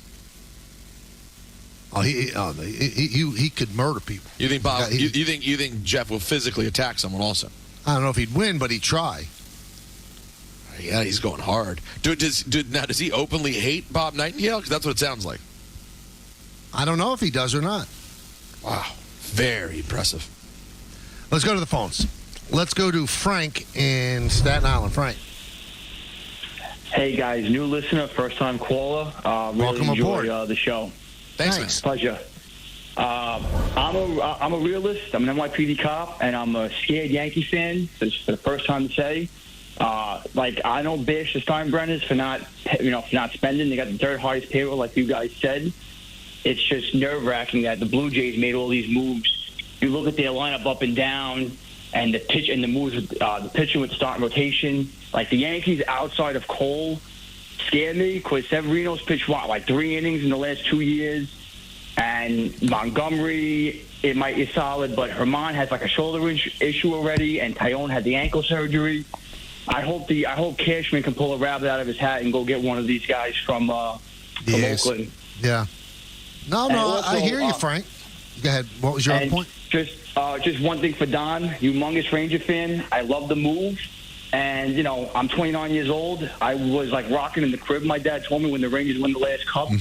So I'm hoping one day in the near future I get to see the Rangers win again. Guys, thank you so much. I hope you guys have a great weekend. You got it. Thanks for the phone call, Frank. I have mental wealth. Said, Peter, that wasn't Jeff that said that about Bob's accuracy. Shake my head. Oh, wasn't? No, that's what he said. I misread the... Why do you do this? I'm sure it was just an accident. I don't think I did get that We're wrong. with you, Peter. Peter got porched or whatever it's called now. Oh, no. You think I did? Stacey Gotts, who has a great podcast talking baseball, the Yankees, he writes how Michael K's talking about Passan murdering people on Twitter. He does, man. He holds nothing back. That's why we love him. He's very clever, too. Very clever. Got all the pictures everyone's sending me of Carson Wentz in the Washington jacket. It's upsetting. I think it looks terrific. Come on, the Don. beard is almost the color of their uniform. I mean, that's great. Go to Nick, all the way out in Utah. Nick? Really? Hi, guys. How you doing? First-time caller, You? long-time fan. Thanks. Yeah, I'm out in Utah. Go to school at the University of Utah. I'm 22. My uncle's a huge fan of you, Michael. Just want to say that. Thank you. First of all, I wanted to say that my biggest thing with this Rizzo signing is I'm not mad at the deal at all. We knew it was coming. It was kind of inevitable, it seemed. Rizzo was a good fit, great clubhouse guy. He and Donaldson, I think, will bring a lot out of the ones that were, cute, as John Boy and them called it, the cute and cuddly ones. I think this Yankees team still has some moves to be made. I mean, the Reds are fire selling. The A's are as well. Still don't know what Pittsburgh is doing. Maybe Mitch Keller is who hasn't really worked out. Maybe we could fix him. I don't know. I just want to get your thoughts on what is going to be done in the next week or two as spring training gets underway. Well, Nick, I think there's more stuff to do. I mean, Hal Steinbrenner did say they're a championship caliber team. At this point, I think that the Rays and the Blue Jays are better. I think the Red Sox have taken a step back. They lost Schwarber. They also found out that Chris Sale, who was supposed to be their opening day starter, has a stress fracture in his rib cage. So that looks like that's going to set him back. They're supposedly still in on Freeman. I don't know. It looks like Freeman might end up with the Dodgers. We'll see. I think there's more to be done. I mean, it's a fait accompli. I feel sorry for Luke Voigt, who I like, but Luke Voigt has to be traded. You can't sign Anthony Rizzo and have Luke Voigt around. You can't platoon the two of them because all Luke can do is really DH and play first base. I don't think the Yankees should be rushed into a deal, but I think that's a normal piece that you dangle out there to teams. He doesn't make a lot of money. Maybe he would be interesting to Oakland. Oakland wants good players, and they want young players. Nick, Luke's not young, but he's not making a tremendous amount of money, and maybe Oakland could spin him and trade him somewhere else. But I know the Yankees are talking with Oakland about Montas and about Manaea. Or Manaea, if you get either of them, I think it really, really improves them. I think it gives the whole offseason a different look if you could pick up another top-end starter. So the moves they've made so far are not as sexy as the moves other teams have made. Right. And I think that's what's getting people. But all you have to ask yourself is this. After these moves, and I would hope there are more moves to come, are they better than they were last year? And I'll say what I said earlier. Yes. But not by a lot. To me, not by adding $40 million in payroll. I would think they'd be more than a little bit better than last year. But I also don't think they're done. But ultimately, you're judged against your competition. And you're talking about the Yankees having the third highest payroll and Brian Cashman, who's one of the best general managers in baseball. Why are they behind the Rays? Why are they behind the Jays? They don't have the payroll the Yankees have. So why are the Yankees, with the third best payroll and the brain trust that they have and the confidence that they have that they're doing it the right way, why is everybody else caught up? Why were they battling for third in the division last year? Why were they out of the playoffs early? I guess that's the question that they have is how can the Blue Jays do it with less of a payroll? The Rays do it with less of a payroll. But did the Blue Jays do it yet? Well, they haven't done anything yet. No, they haven't done anything. But their payroll is going to be sky high. So I understand that, but that's great. So let's celebrate after that big payroll with the World Series. All right, but the only issue people have with the Yankees, we can talk all around the salaries. The only issue people have is that they have not won a championship. That's it. Right. And they've been right there. But, all right, let's not talk about what's to be or what could be. Let's talk about what has happened. The Rays have been better than them. Yep. With more than half the payroll, they've been better. So you don't think that bothers a Yankee fan? Kansas City, since the Yankees have won a World Series, Kansas City has won a championship, went to back-to-back World Series. The Texas Rangers went to back-to-back World Series since the last time the Yankees were in a World Series. San Francisco Giants have won 3 World Series since the last time the Yankees have been in a World Series. And even though that's a big market team that spent a lot of money, didn't have the third highest payroll in baseball. So that's what the Yankee fan sitting here saying is, wait a minute, if we've got all these brains and all this money, why are we battling for a wild card? Why aren't we the best team in baseball? Now, I'd remind those people the Dodgers spent a fortune and won their first championship 2 years ago, a pandemic-shortened 60-game season, by the way. A first championship in 30 years. Right, and the Mets haven't won one since 1986. Right. And that's why they spent that money. That's why Cohen's spending that money. They want to win a World Series. Yankees won one in 2009 after a decade before where, they won 4. All right, let's take a brief timeout. Talk more about this, 1-800-919-3776. It's Kayla, Greca, Rosenberg, and you right here on Yes and 98.7 ESPN.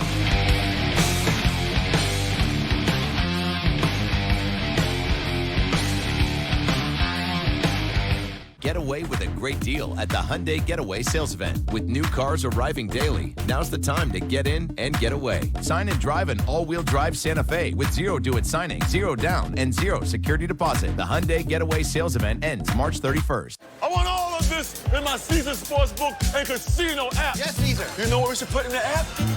Slot machines. Yes, Caesar. We need this. Yes, Caesar. Oh, I love that. Yes, Oh, I gotta have that. That'll be awesome. Let's get back Yes, there. Caesar. I need that too. Yes, I need Caesar. it all for my Sportsbook and Casino app. Oh, my Sportsbook and Casino app is gonna be amazing.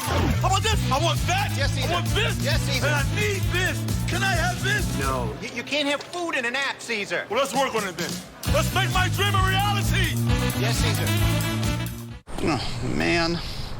What's wrong? I bought my car from some guy online, and it has a huge nick on it. Should've used Vroom. Yeah, they have detailed car listings, so you know exactly what you're getting. Never deal with annoying surprises again. Buy your car on Vroom.com. They say we Irish are a lucky folk. But this St. Patrick's Day, may I remind you, that good taste doesn't come from luck. It comes from the oldest licensed whiskey distillery in the world. Rich and smooth, proper number 12, Irish whiskey. Happy St. Patrick's Day. Watch new episodes of Brooklyn Nets Magazine every month on Yes, or stream anytime on the Yes app. Get away with a great deal at the Hyundai Getaway Sales Event. With new cars arriving daily, now's the time to get in and get away. Sign and drive an all-wheel drive Santa Fe with 0 due at signing, 0 down, and 0 security deposit. The Hyundai Getaway Sales Event ends March 31st. Sunday on Yes. Baseball is back. Don't miss the first spring training game from Steinbrenner Field in Tampa. See ya! What a blast! As the New York Yankees take on the Detroit Tigers. Live coverage presented by Montefiore. Begins Sunday at 1 on Yes and streaming on the Yes app. This should be fun. These are actual COVID survivors. My daddy, this virus made a hole on his lung. He passed away on December 27th. The first one that went into the hospital was my father-in-law. The second person that went in was my mother-in-law. And then I went into the hospital. On her birthday, we got together to say goodbye to my mom. She literally dropped me off at the entrance of the hospital. And we had to say goodbye. And you don't know if that's gonna be the last time. When you get COVID, it feels like you aged like 15 years in one day. We need to take it serious. You know when it's gonna take us serious? When it happens to you. Love is gonna get us out of this, and part of that love is, you know, getting vaccinated, wearing the masks, and socially distancing. Call the COVID-19 hotline at 1-800-232-0233. All the parts that you need to keep her on the road. For work, for school, everywhere you go. But sometimes they can be hard to find. Rock Auto's got the parts for whatever you drive. Up you on that work truck, you just save some big bucks. All the parts you're looking for delivered to your front door. All the parts your car will ever need. Rock Auto. All the parts your car will ever need. RockAuto.com. Meet the Monteros. They like to multiply their wins. They're 5-time state champion foosball players, 15-time regional champion crossworders, 20-time national blue ribbon yodelers,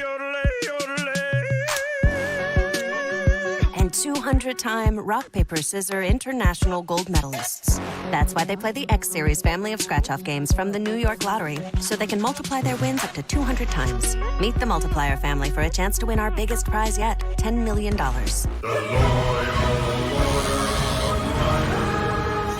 Riders, let your queries be known. Yeah, hi. Instead of letting passengers wrap their arms around us, can we put little handles on our jackets? Deny. Can you imagine?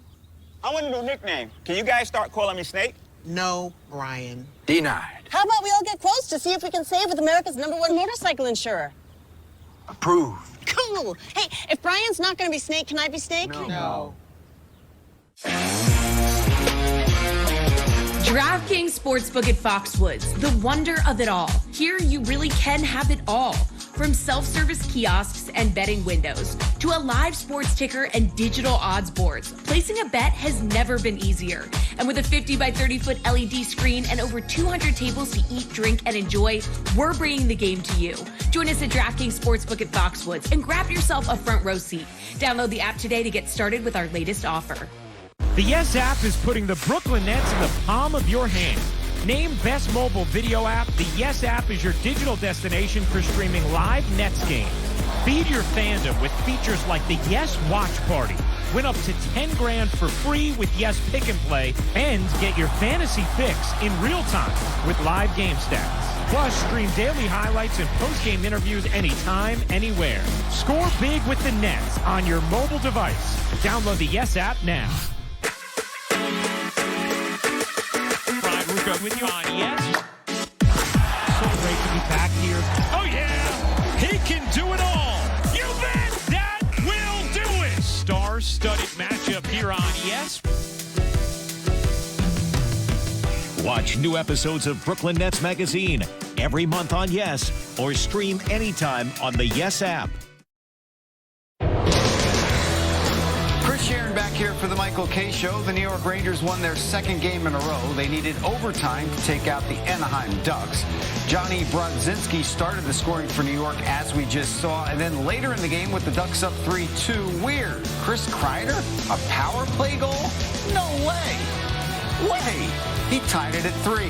He leads the league in power play goals and is now tied for second in overall goals with the Oilers' Leon Draisaitl. Less than a minute into OT, Adam Fox wins it. He is third amongst defensemen in points. Back to Kreider, though.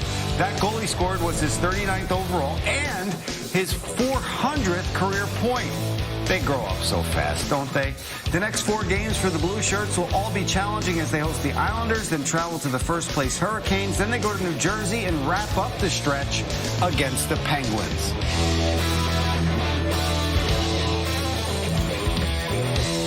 Hey, New York, what are you waiting for? Cover 5 is free to play, so sign up today and change the way you watch the tournament. It's free. Join Cover 5 Madness for free at cover5.com and the Cover 5 app for your chance to win cash each day. You don't have to risk anything. Nothing. The best scorer each day wins $1,000, and the best overall score tomorrow through Sunday is going to win $10,000. So use promo code NY to sign up now. Pick 5 teams against the spread each day. Join listeners everywhere with Cover 5 Madness on the Cover 5 app or at cover5.com. Cover 5, beat the spread and score more points. Use promo code NY today. Do it. It's free. Win $10,000, not put up anything. Amazing. Love it. I love it. So Deep Blue Marine said, don't be so quick to trade Voit. First, someone is sure to get hurt. Second, as of right now, Rizzo will not be able to play the first week. Well, that's a problem in its own, but you're not keeping Luke Voit for that express purpose. And if you keep Luke Voit and he doesn't play at all and no one gets hurt, then his value goes completely. Michael. Right now, with the National League having a DH, I think he has value. I think he has pretty decent value. He can hit, man. I know he gets hurt, but Luke Voit can hit the ball out. No, he can. But he's going to be traded. He's not going to sit there. There's no place for him to play. No, it doesn't make sense. You can't carry a guy on the bench that can only play first base and DH and not pinch run. Listen, and you're going to need your DH because there's going to be times if you're going to have Stanton in the field, that means that gives Judge a chance to DH, so he doesn't have the wear and tear. Voigt's going to be gone. And Michael, I would think the Yankees are smart enough not to give a 2-year, $32 million contract to a player that might not be available to them for half the year. So more than half. I would guess that Rizzo is vaccinated or will be vaccinated, more so than they're just hoping, crossing their fingers and toes, that it's going to be lifted on opening day. So I would think they must believe he'll get vaccinated. Let's go to the phones. Let's see what you're thinking. Let's go to James in Staten Island. James. Hey, guys. Thanks for taking my call. Love you guys. Thanks, man. So I wanted to talk about a little bit around the infield, at least with Rizzo. I feel like Yankee fans last year, at the end of the year, would have been ecstatic to have him back. It's just the point, too, that we had Freeman dangled in front of us that we possibly could have had him. So and Olsen. That's not a big deal. Yes. And Olsen, I agreed with you, though, in the past where you've talked about that Cashman wouldn't want to give up prospects for him. Right. So that's why I thought Freeman made sense. Now, the whole thing, too, with DJ, I'm seeing projected lineups with him just being a utility guy and having Torres at second. I think that's completely wrong. I understand that he had injury problems last year, but he is the little engine that goes as for us having a leadoff hitter. Every time that DJ was healthy, that's when the Yankees were scoring runs. That's when we were getting things started. But Aaron Boone has pretty much said he's going to be an everyday player, but without a position. So, I mean, they're going to get DJ. Well, again, yeah, I want to see Aaron Boone do it because, are you banking on Donaldson playing just 120 games? Donaldson also, I feel like, is like the MO that we used to have toward the fact of getting a veteran guy that's a former MVP, that he's past his prime. I know he put up good numbers last year, and he does have injury issues, and this kind of stuff does take care of itself. I also feel like Voit, yes, 100%, have to get rid of him, especially with the way that he was very vocal last year of how he wanted the position, he understood. But now, I don't think so. I think it's just be toxic for the locker room. Also, it just doesn't fit. I mean, as much as I like Luke Voit, it doesn't fit. You can't have a limited guy who is not a great first baseman and can just DH. It's not a proper. You got to use your bench pieces wisely. People that can play all over the place. People that can can pinch run or things like that. And is Luke really a great pinch hitter? It's not a good bench piece. He's got to play. No, he's got to play. In fairness to him, he has to play. Now, as for DJ, people seem to forget when they signed him first from the Rockies, and they always thought he was a really good hitter. Now, he finished in the top 4 in the MVP those first 2 years. They signed him as a utility guy that was going to play every day. Utility is not the right word to use because you think of that smallish guy who can't hit. They want to get him 500 at-bats all around the infield. Maybe DH some days because they want to play Stanton maybe 2 or 3 times a week in the outfield, and Stanton wants to do that. So if Donaldson plays 135 games at third base, that means that there's 27 games there for LeMahieu. If you want to give IKF a rest, then you move Gleyber Torres over to shortstop, and you let him play. You let LeMahieu play second base. If you want to give Rizzo off against some left-handers, and you play LeMahieu at first. They think they could have him in the lineup every single day. And if you look back at the clips, go back, look online. That was their plan when they signed him from Colorado. He was going to play every day but opening day because the starters are the starters. That might be the case this year too. And I also still believe there's an outside chance that they could trade Torres, and then DJ LeMahieu would be your everyday second baseman. Outside chance, because you can't get true value for Torres. I mean, can you get anywhere near the value you could have gotten him when you traded him when he hit 38 home runs? No. You could get some value. I think he'd be valuable to teams, but maybe the Yankees think that's still in there too. Now, how much leverage do you lose on trading Voit when everybody in the league knows you don't have a place for him? Or do they just look and say, I know what he can do and I'll give you true value? Or do you get held up because you're basically trading a player that everybody in the league knows you got no spot for him? Well, I think you'll get held up, Don, if there's just one team. But I think there's going to be a lot of teams that want Luke Voit. The guy can play. The guy led the league in homers 2 years ago. Led majors in homers. So it's not like he's some flotsam and jetsam piece. I mean, I would they get top equal value? I don't know, but I don't think they're going to get ripped off. No, I don't think they get ripped off. But, he led the league in home runs in a 60-game season. I don't think he's a guy that's going to lead the league in home runs. He can lead the league in home runs if he stays healthy. That's a big if. He's got that sort of power, but he has not been able to stay healthy. Yeah. Let's go to Michael in Manhattan. Michael. Hello? Hello, Michael. Hey, Michael. Hi. You guys complain constantly about Twitter. I send you the nicest tweets. You never respond because I don't have any followers. Michael, no, I don't respond to anybody. If you can find me over the last 6 months responding to someone on Twitter, I don't do it. But you respond on the air. I respond on the air if you say something. Don responds. Well, Don's a different. I don't respond on Twitter. I don't want to get into the cesspool. I want to know what the nice tweet was. That you did a great job calling a Ranger game. What was the handle? Give me your handle. It's Mr. _ Kaufman. Mr. Kaufman. Plus, I do all the time. I tell you that your lists are great, that I enjoy them, that Peter responded to me once. See? But, Michael, I don't respond to anybody. So if you see me responding to somebody else, then you could get upset. I don't respond on Twitter. I don't engage. Sorry. I mean, do you send me nice things so that I can answer you back? I mean, sometimes I'll like it if I see it. Hold on, but that's the most I'll respond. But in his defense, what he's saying is, you call out people on the air sometimes for saying something nasty. Why don't you call out anyone who says something nice? You know why? Because if I read something that somebody said, gee, Michael, you're the greatest, I look like the biggest nozzle of all time. I'm going to read things that people say nice? No, I'm going to read things that people say nasty. People don't want to hear me complimenting myself. That's ridiculous, Peter. Well, I had to present, but that's a great response. Listen, I get a lot of people that compliment my work. Of course they do. It's beautiful work. Or the play-by-play, the Rangers won in overtime. And I feel funny liking them because then it comes back up that I'm sending out a tweet. But I want to acknowledge somebody that says something nice to me. Sometimes I'll respond, but sometimes I'll look at it and then I'm like, oh, I'm going to respond to the guy, and then you kind of forget. So I do feel bad. I want to try to get back. I want to try to get back to everybody who says something nice or sends that. But we got a lot of followers, not to brag, and we get a lot of tweets, especially during the show. And sometimes some slip through the cracks, so we apologize. But really, what's the intent, though? Just to be thanked for telling us we're great? Is that the intent? Or do you just want to send that message out there in the ether? I don't know. So you just want to be loved back? Well, I feel sorry because a lot of people send me tweets with questions. I said it 6 or 7 months ago. I am never going to respond to tweets. I'm just not. I'll read them maybe, but I'm not responding. Thank you for being such a What's your gentleman. motivation, though? You want to be stroked? Is that it? So you're stroking me so I could stroke you back? No, this is not a stroke fest. No, it certainly isn't. Let's relax. No. I'm just looking through his Twitter right now. And it has nothing to do.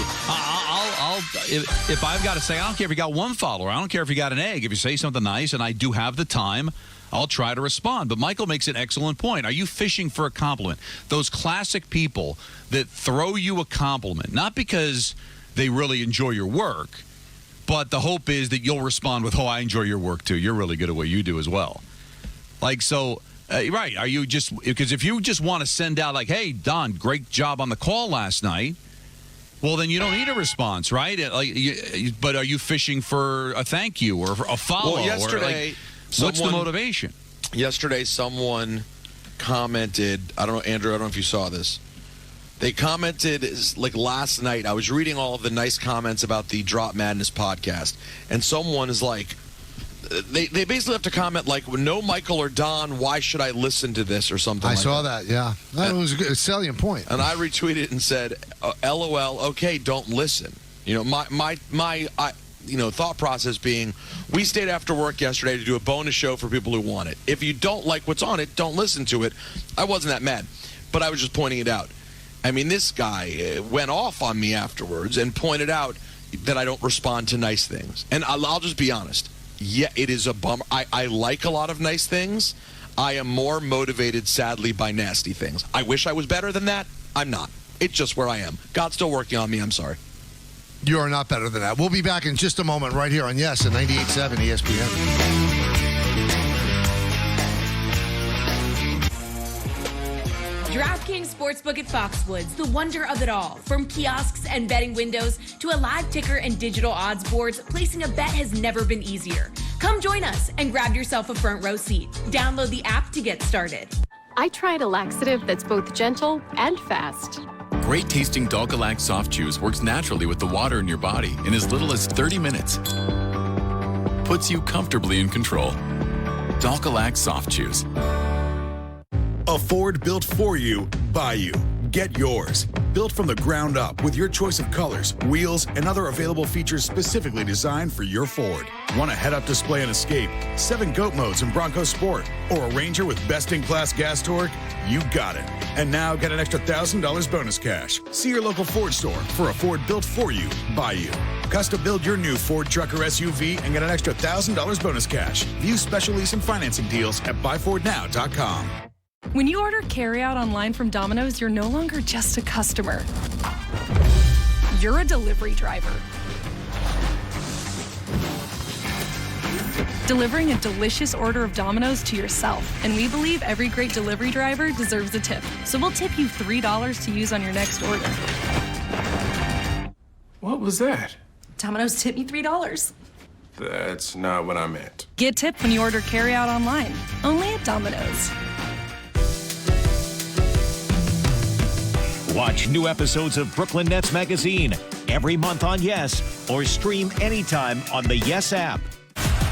Tonight, Brooklyn's push for the NBA playoffs ramps up against one of the best in the West. Good night! Durant and the Nets. Luka Doncic and the Mavs. Nasty. It's a matchup of elite NBA talent that will leave you screaming, Yes! Nets versus Mavericks. Live coverage starts tonight at 7 on Yes and streaming on the Yes app. Did you know half of all cats in the United States don't see a vet on a regular basis? Hi, I'm Kat Dennings, and I love cats. Like, really, really love them. Seriously. That's why I'm here to ask you to take your cat to the vet each and every year. I'm working with Royal Canin and Orphan Kitten Club in their program, Mighty Cat, the first grant program in the world to protect and care for newborn kittens. For the Take Your Cat to the Vet initiative, which encourages cat owners across the country to schedule annual vet visits. Since it's tricky to decode our cat's behavior, it's super important to collaborate with your veterinarian to uncover any potential illnesses and learn the signs that something could be wrong.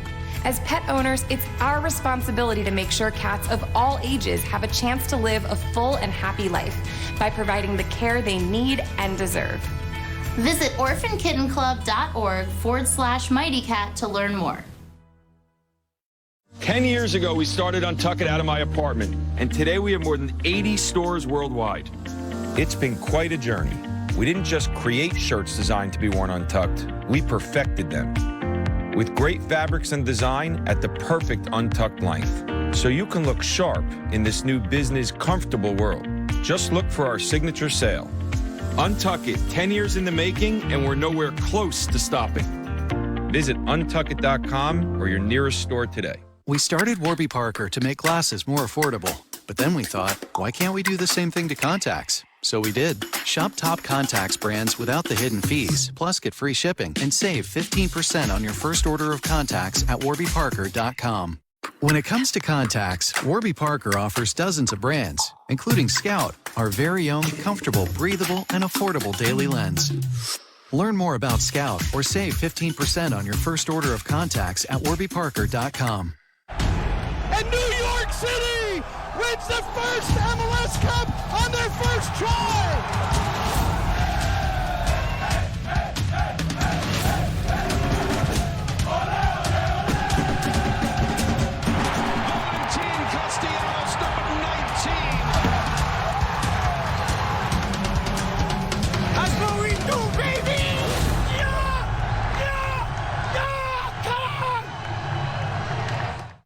To make the most of March on FanDuel Sportsbook, you really gotta believe.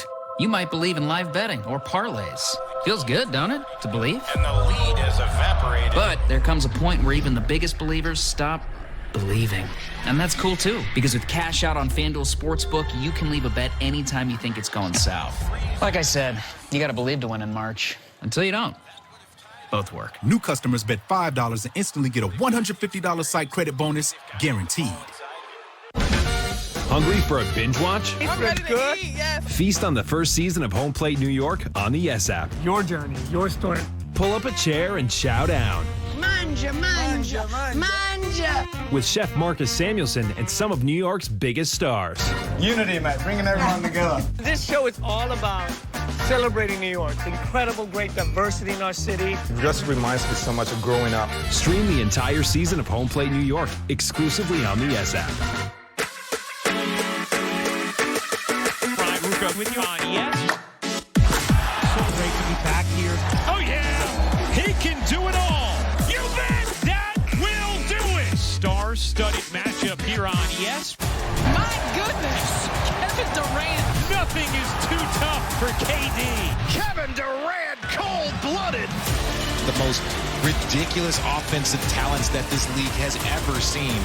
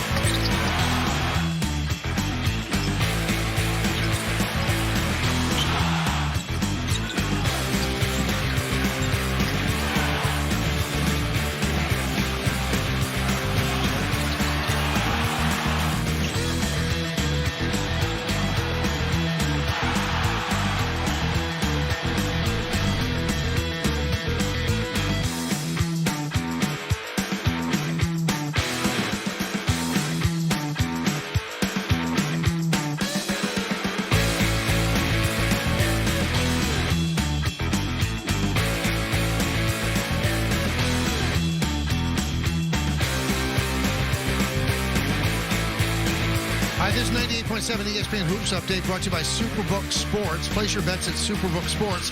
They will match you dollar for dollar up to $1,000. Visit superbook.com to get signed up and place that bet. Have a gambling problem? Call 1-800-GAMBLER. We have two play-in games today. I guess, what do we call them? The first four? It's Bryant against Wright State at 6:40 p.m. on True TV. And then a 9:10 start, Notre Dame, Rutgers. These games are in Dayton. So a doubleheader also on True TV. ND Rutgers promises a nude Chris Carlin at some point if Rutgers wins the game. And also, for those that have listened to the show for all these years, former 98.7 ESPN talent John Rothstein is doing the sidelines for tonight's games on True TV. Awesome. On I'm TV. so happy for him, man. He's doing well, huh? He is one of the only people that I consider a friend, genuinely enjoy his company, but on a daily basis, actually, I'm holding my finger out to unfollow him. Wow. Go ahead. He's a little much how much he loves college basketball. You know, I listen to tweets, and it could be like, I remember when the whole Joe Paterno thing broke, and it's all anybody was talking about on Twitter. He's telling us that Texas Tech has moved their guard to forward. Like, dude, I get you love college basketball, and you made it work for you. He really has. I'm good. But didn't you also get upset with him last week because someone in his building complained about an SWAC game that he was screaming about at 3 in the morning? Yeah, come on. What are you doing? I mean, I get you love it, but you got to love it to be an expert at it. No, and again, I'm not begrudging him. You know, sounds like you are. Does it sound like he is? It sounds like mild begrudging. No, because I'll tell you why. All righty? I will say I love hockey as much as he loves college basketball. That's right. Sure you do. But do I need to tell the world about it? Not constantly. But listen, and if I'm him, you know what I'm saying? No, it's working out for him. But, and again, I don't need to know about, who Texas Tech recruited, in the middle of a natural disaster or something. But he doesn't care what you think. He's but like to describe to me, though, audience. he's screaming at 3 o'clock, and I'm like, all right, I get it. All right, so a little bit of net news coming out today as well. So Seth Curry is out again tonight against the Mavericks, next with the second game of back-to-back. According to Nick Friedel, the Nets are hoping that he plays Friday. Barbara Barker of Newsday reporting that Steve Nash just revealed that Ben Simmons had an epidural while the team was in Orlando. That's never good. Wait, that's not good at all. No, that's not good. Epidural. So you might not see Ben Simmons this year. Well, why did he have an epidural? Hold on. His back has been bothering him. But didn't they get, when they made the trade, didn't they get his medicals? Didn't they get to give him a physical or something to find out what his condition was? Well, he's had back problems a couple of times, but you're also trying to ramp up a guy in a hurry who hasn't played since last June.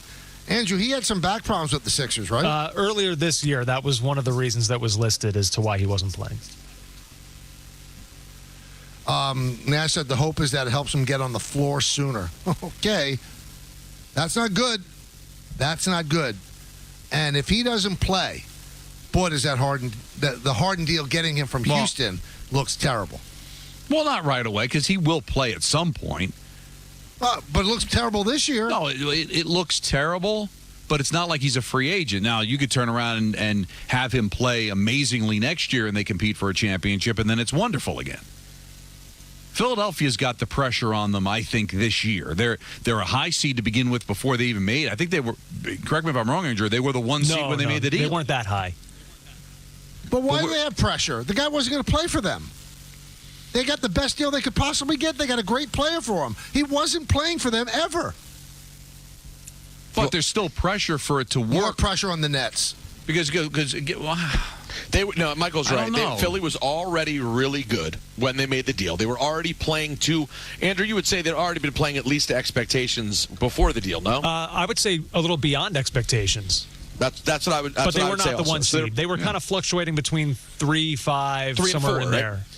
So they're already in a good spot when they make the deal. They know for a fact this guy is never going to play with them again.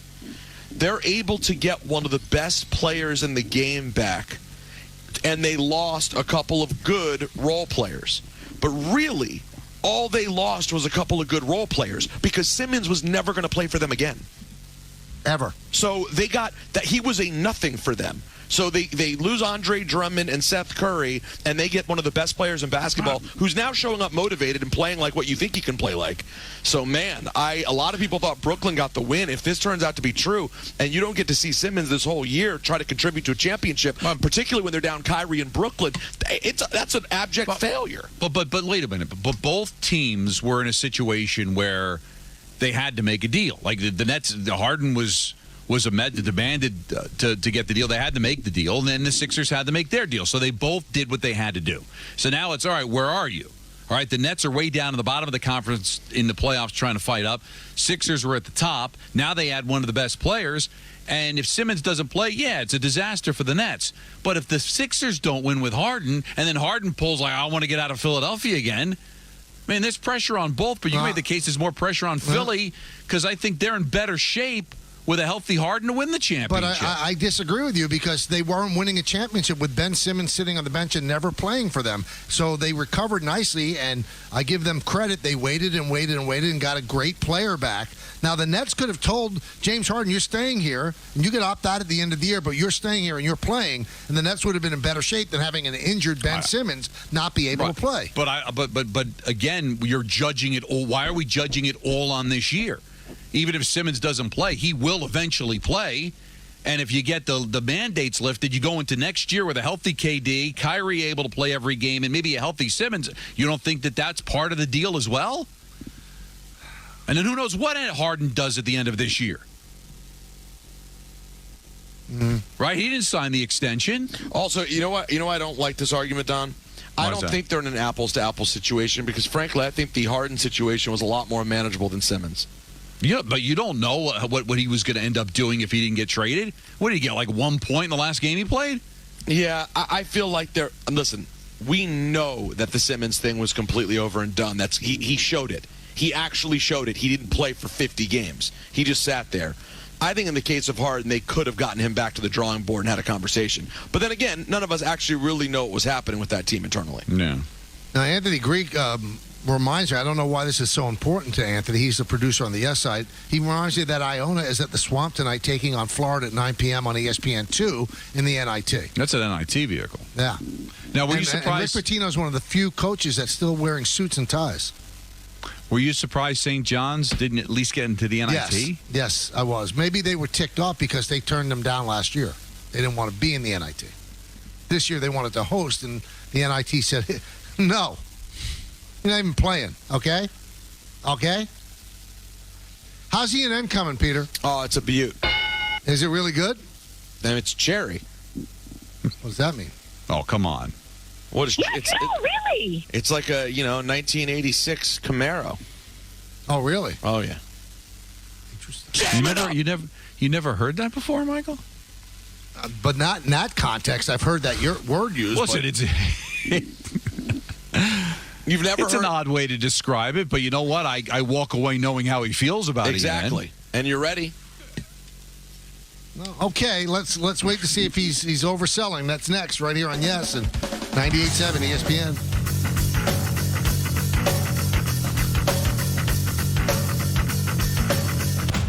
With Volkswagen, any choice is a smart choice. More vehicles are arriving all the time. Visit your Volkswagen dealer today to learn more about the joyful 2022 Taos. Limited inventory available.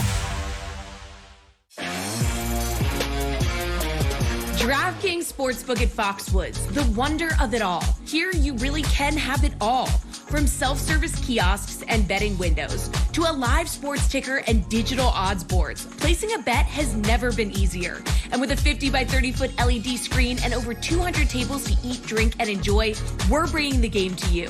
Join us at DraftKings Sportsbook at Foxwoods and grab yourself a front row seat. Download the app today to get started with our latest offer. Hey guys, face it, you're no mechanic and cars are only getting more complicated and expensive to fix.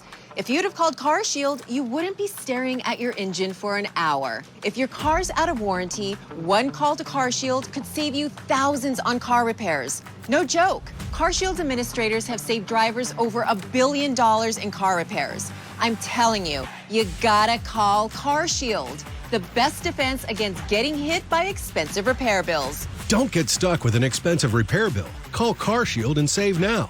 CarShield has coverage for most makes and models, new and used, from 5,000 to 150,000 miles. Your coverage includes unlimited mileage, 24/7 roadside assistance, courtesy towing, and rental reimbursement at no additional cost. Call 800-992-7139. When my car broke down, I took it back to the dealership that I got it from, and with CarShield, they fixed it in no time. If it wasn't for CarShield, I wouldn't be driving my car right now. CarShield administrators saved me $5,000 on my rear differential. With car warranties in the past, their job was to take your money and find ways not to pay out. As soon as my car broke down, CarShield jumped into action, and I had my car back within days. CarShield offers affordable, pay-as-you-go monthly plans that offer you protection from expensive breakdowns. Listen, with affordable, pay-as-you-go monthly plans, nationwide coverage, and unlimited miles, calling CarShield is the call you need to make. You have better things to spend your money on. Don't blow it on car repairs. Call CarShield before it's too late.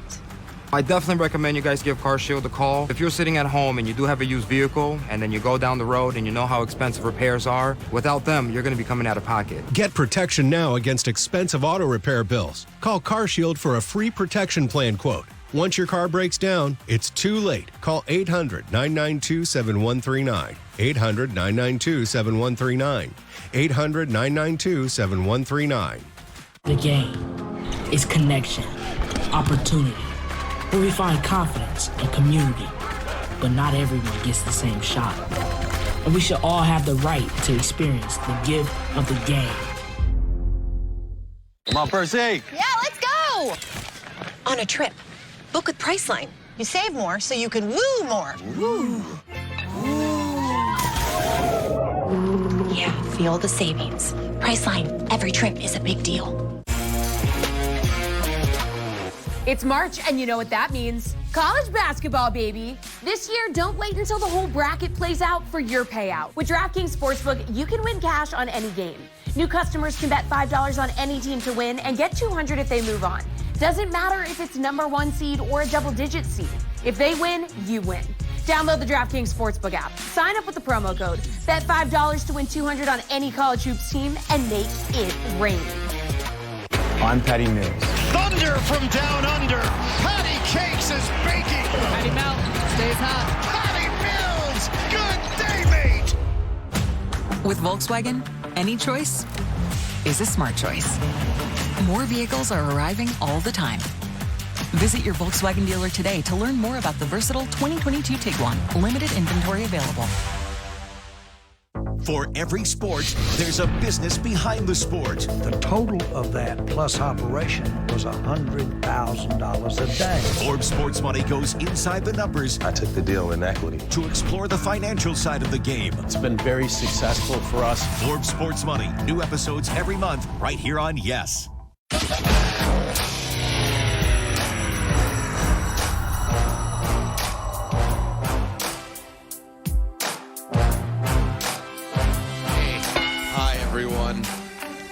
Hello. How you doing? I'm good. We're good. Nice. Hi. Welcome to ENN. It's on TV. It's brought to you by DoorDash. Download the DoorDash app right now and start exploring some of the best New York has to offer. DoorDash. Get more from your neighborhood. Huh? Huh? Huh? Let's say good evening to Michael. So you're stroking me so I could stroke you back? No, it's not a stroke fest. See, one of the things that Andrew said on the podcast is, when people step on the drop, it ruins it. So Don couldn't help stepping, bigfooting on the drop. So now it'll never be. I think I ruined it. Somebody big. So you're stroking me so I could stroke you back? No, it's not a stroke fest. That's me. Yeah, that was pretty. That's me going, I'm sorry, excuse Don. me. I apologize, Don. It needed to be said, though. Let's say good evening to Don. Michael's region, very strong. Let's say good evening to myself. God's still working on me. I'm sorry. And lastly, good evening to all of us. He's not a likable guy. Who, Ryan? Who, Rucco? No, Kyrie. Oh. And good evening to Russell Wilson. Broncos country, let's ride. Oh, my God. Bring the awkward. The awkward show is on the move. Nobody brings the awkward like Russell. He brings it, right? And don't get me wrong, because I get this a lot on social media that we don't like him or it reflects poorly on his quarterback play. No. Great guy, great quarterback, good looking. Clearly a great quarterback. And great looking couple. I mean, he has a beautiful partner, child, stepchild. His child and stepchild. He's doing great, but he's very awkward. Let's spend a moment on the greatness of Kyrie Irving yesterday. And let's hear from Jay Will on KJM earlier talking about just how great Kyrie was. I watched Kyrie since St. Patrick's High School in New Jersey with Kevin Boyle when they were one of the top teams in the nation. And I said, this dude is something so different. The game hasn't seen what his package is. And last night was a prime example. Part-time, a quarter of the time, it's the time when he's on the court that is special to watch because last night was different. Yeah, he's right. He was absolutely unbelievable. For the second, I don't want to overstate it, Peter, but watching him is scintillating. Oh, my God, Michael, you're too much. If you're a basketball fan, it's scintillating watching him play. I'm good. He was scintillating. 20 of 31. 8 of 12 from 3. 12 of 13 from the line. 4 assists, 6 rebounds, 60 points, plus 36 on the floor last night. Don, I know you're getting turned off by Michael's language choice. Scintillating. But my God, man, he's unreal. And we can make fun of Orlando being a G League team, but that G League team beat the Knicks twice at the Garden. What a crazy... It's the efficiency that he does it with. I mean, Michael, what was the last 50-point game he had a couple weeks ago, what was he, 15 of 20 that night? They're very efficient. And how about the NBA? 2 straight nights, 60-point games. 1 Karl Anthony Towns and Kyrie Irving. It's beautiful for Jersey. 2 jerseys. Yeah, I was going to say, big Jersey week. Got 150 points. Tell me there isn't going to be a game where a team scores 200. There's not going to be a game where a team scores. You keep saying that. It's except the All-Star game. That would be the only one. I'm telling you. You're going to see late in the season. Michael, what do you think? You with me? I'm always with you, bud. Here's the quarter breakdown, Don. 48, 38, 30, and 34. Right. And they landed at 150. Now, they called off the dogs, obviously, in the second half, and Kyrie didn't play like the final 7 minutes. But let's say you get a better team. That game's a little bit more competitive where you can't afford to sit him. Or you get late in the year where you don't have to rest anybody saying, listen, I'm going to go. But hear this. So take that number, 48, 38, 30, and 34, and let's up them all by 10. 58, 48, 40, and 44. That's still short of 200. It's tough. Michael, am I convincing you? I'm convinced. It hasn't been done. I don't think it'll get done. By the way, Don, you know what it is? You know what we have to be honest about, Michael? I don't know that Don respects the game of basketball. No. When he said I'm good, when I said Kyrie scintillating. Well, no, because I'm good at the face of basketball. Enough. Like I like candy, but you're pouring sugar down my throat, and I was having a seizure. You got to stop. I'm watching. The guy is special. Oh my God, Michael, you're too much. Oh, I wouldn't even think to turn it on. So we're not even on the same page. Because you don't care about basketball. Right. Like I wouldn't turn on Wayne Gretzky then. Right. And that's your loss. But if I sat there and started talking about Wayne Gretzky and throwing out words like scintillating, Michael, you'd want to throw up in your mouth and you move on to the next subject. Tell me I'm wrong, Peter. You're wrong. But Michael, I'll say this in defense of Michael. If someone says turn on ESPN, Wayne Gretzky has 5 goals, I think there's a chance he turns it on. Yeah, I would. And also, I think I'm being very fair. I don't even like the guy. I don't like his whole act. But I think he's tremendous basketball player. One of the best ever. No question there. And by the way... Why can't you just accept it, Dom? Why do you always have to fight me on everything? And by the way... Because you're going a little overboard, that's all. And I'm just speaking for the audience. Did you watch one of the baskets yesterday? I was calling a game. Okay. But I found more entertaining, quite frankly, and you didn't even think to turn it on. The fact that you're watching Nets Magic over Rangers Ducks, we've got nothing to say. We got nothing to say. Now, I support the Yes Network, my friend. Well, now, you are the Yes Network. The other day I was. The other day I was important to the Yes Network than Hal. What? What did you just say, Don? You're more important to the Yes Network than Hal. Hal owns the Yes Network. I understand, but you're more important. I'm going to tell you why. And there's no offense to Hal, but tell me I'm wrong. You're wrong. I'm going to say right away You you're put Michael on talking, people want more. At this rate, Hal comes on, they're turning it off. People love when Hal's a guest on this show. Love it. He gets more positive press when he talks. I've told him you should be on the air more. Yankee fans hate listen. I'm not criticizing Hal. I'm think the Yankee fan, and I'm complimenting you at the same time. No, don't. I don't need it. Would you say that Brian Cashman and Hal Steinbrenner at this moment are very popular with Yankee fans? That's my point. On TV, I think they would still want to hear what they have to say. Not more than you. I want to hear what you have to say. Unless the Yes Network. So you're treating Kyrie like a lollipop. Okay. Oh my! See, Peter. You see, this is what the Zoom call is like. Now let's flush it. This wasn't anything like. Let's stay with the Nets. Let's stay with the Nets here for a second. Treating him like a lollipop. What a filthy image.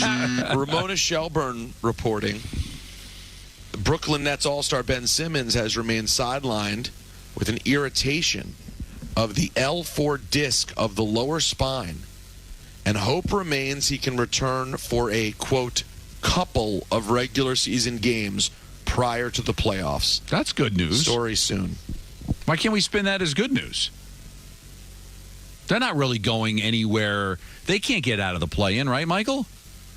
It'd be very tough. There's a chance, but it'd be very tough. Right. And why would you, at this rate, want to fight for home court in that play-in? So if he can get a couple of games under his belt and be ready for the postseason, can't we spin that as a positive? But, I mean, now that that's down to couple, that's pretty not great. Now, for those that didn't go to medical school like I did, an epidural is an injection for back pain. And then Karen Veenstra says, wait, a spinal tap or an epidural? Epidural is just making you numb, and it works wonders, let me tell you. I don't know why. No one had ever said it was a spinal tap. So I'm going to have to push back against Karen. We never uttered the word spinal tap. Great movie, though. Oh. Mommy's money. I just want to spin things positive for the Nets here, is what I'm saying to you. So here's what you've done in these first 12 minutes of ENN. You pitted me against the guy who owns the network. Really smart and good for me, how did too. I do that? Michael Kay. People would rather hear Michael Kay than Hal Steinberg, who owns the network. I'm just speaking facts. No, you know what? But these things don't help, okay? Maybe it's time for me to go. Don't help who? Don't help who? Don't help anybody. Why would someone get mad at you for something that I said? Because I'm responsible for you people. I love that. Because that was like every meeting we had with old management at ESPN. Why did you let Michael say that? Like we're marionettes for each other. I was just trying to throw a compliment to my guy, Peter, and he can't accept it. Yeah, but you put it. You know where I'm going, Peter? Yeah, it's a compliment that puts him in a weird spot, though. Yeah, you're such a jackwagon. Now you mentioned the game yesterday, the Rangers game. That is, let's hear Don's call of the end of that Rangers game. Rebound taken by Zibanejad. Passed over to Panarin. Here comes Panarin with Fox. Possible 2-on-1. Panarin with the moves to Fox. Who scores? Adam Fox. Rangers win 4-3. I think that would have been really, Don, that was the perfect opportunity for a great Jewish reference. Adam Fox lights the menorah. People would have said, sure, Hanukkah's 3 months ago, but still. It would have them talking. That's a great call. I got to tell Thank you. That was your first game back, right? No, it's my first game at the Garden. It was my third game back. Wait, your third play-by-play game back? Yes. I'm a terrible guy. Now, did you... this is a terrible question. You stand up when you broadcast, right? Yes. When you saw that breakaway happening, did you start to get feelings? No. There's no... ever... and under no circumstances ever associate sports with those types of feelings. Really? I'm the person that thinks that they shouldn't have cheerleaders. Right, you don't want any association. I don't get it. You don't understand why Jerry Jones has cheerleaders in Dallas. I don't really either. No. Really? We never watch football. I'm in football mode. I don't. And again, no offense, they do a great job. They're all excellent dancers and all that. The flight crew with the Jets, terrific job. I just don't. I don't get when you're at a football game. When you love football, I got to sprinkle that in. When you were doing pre and post for the Jets, yes, you would walk past the flight crew and say you shouldn't be here. You'd make them feel uncomfortable. Well, I never would say that. I had no say. I mean, you and can again, make your it's opinion different. known. No, it's different. We're doing the pregame. So if during a commercial break, when there's nothing to look at, if they want to have dancers, then that's fine for the people that hang out. But when you're watching a football game, like I don't get the association. I get in high school, it's like get everybody involved. So guys play football, you'd have cheerleaders, like everybody's involved. But if I'm paying all this money and I'm a diehard Jet or Giant fan, that's why I love the fact the Giants never had cheerleaders, and I go to a game, like, is that, Peter, do you sit there and go, boy, I want to see a cheerleader? Or are you analyzing and thinking about the next play? Can I tell you why you're 1,000% wrong? Well, how can I be wrong with preference? Because the cheerleaders are not there to divert your attention. If you're bored, I mean, there's so much dead time in a football game, you could look at the cheerleaders if you'd like. Do you lock into the schematic or who's talking during a timeout? That's a good point. That's a good point. It's a diversion because how about there's so much communicating dead with the people time. you go to the game with and talk about the game or what they might do when we come back from commercial break? I just don't see the association. I really don't see. I do like when they have the lady who comes out and she rides a unicycle and throws plates on her head. I'm into that. You know what I'm talking about, right, guys? Oh, I'm very aware. Obviously, we've tapped into some of your dreams. And so there's tons of female football fans. They don't get any entertainment?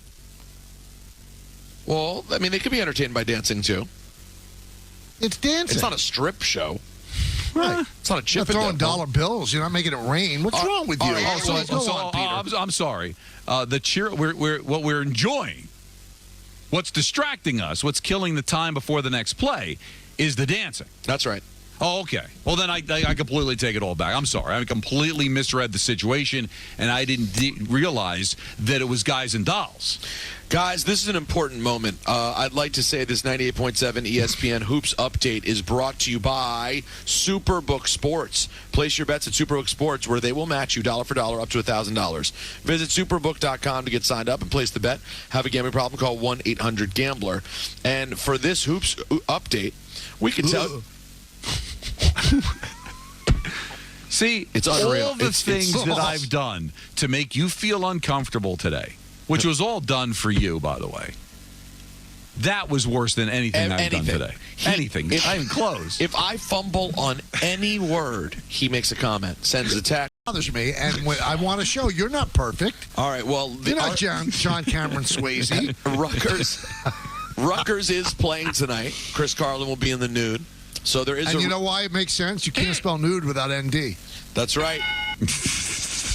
Oh, Rutgers, Notre Dame, pure genius. Thank you. So at least there's a reason to watch one of the playing games. Let's though talk about our Drop Madness bracket for a moment, shall we? Yeah. Tomorrow the games begin. The podcast went up last night where Andrew, Anthony, and myself broke down everything in all 4 regions. Did a wonderful job, guys. We enjoyed it. A couple of highlights. Anthony, do you have some drops ready if I were to call them out by region and number? Absolutely. I think you'll like this one, Michael. The 11 seed in the Michael region. I'm up before the cows. And then I eat them. That was pure nastiness by me. Now that's going to be up against the 6 seed. Oh, stop. Could go on a run, Don. Good. They could go on a run. Here's one Michael will find interesting. Let's hear the 12 seed. Let's go to Ed in Waterford. Let me try that again. Ed in Waterford. I still didn't say it right. Ed in Waterford. What? What's up, Ed? That's out after the first round. You're hoping. Now, no, I don't care. Now, one thing we talked about is that's the 3rd longest drop in the tournament. However, in the Peter region, there's an 8-9 matchup between the 1 and 2 for longest drops. Let's hear the 8 seed in the Peter region. By the way, did you guys know that Sade Badenois? What did I say? Sade? Messed it up. Sade Badenois. What did I say? It wasn't Sade. Sade. There you go. Sade Badenois. Badenois. Wow. Now, you can't edit that. You can't touch it. And that's up against this 9 seed. Here's your chance to win a pair of tickets. No, it's rumored. Yeah. No. Here's your What is? Sorry. What are you talking about? Yeah, what are you saying? I do well. Who are you talking to? A lot of That's people, when you thought you were talking to Andrew, but you were on the air. A lot of people excited about the 11 seed, the forgotten 11 seed in the Peter region. I want it to be the cream filling of a Kirkshin sandwich. Oh, my God. And this one, you guys want to know one that's really aged badly now that we know this man so well? How about the 7 seed in the Peter region? Bills offensive coordinator Brian DeBole. Okay. It's not good. It's not good. It's really not good. Don, some highlights from the Don region. I mean, you know what it's like with Don. There's so many great picks. If you haven't heard it yet, the number 1 seed in the Don region, jam it up. You know? Now, what was that about, Don? I don't remember. Andrew, any recollection? Oh, analytics. Jacob deGrom at opening day. You want them to jam it up. Yeah. Jam it up what? Jam it up! You know what? Oh, there was rectum originally in that drop. All right. It's up against a feisty 16 seed where Don was very mean to me. I think he made some salient points. Yeah, because you're an ass.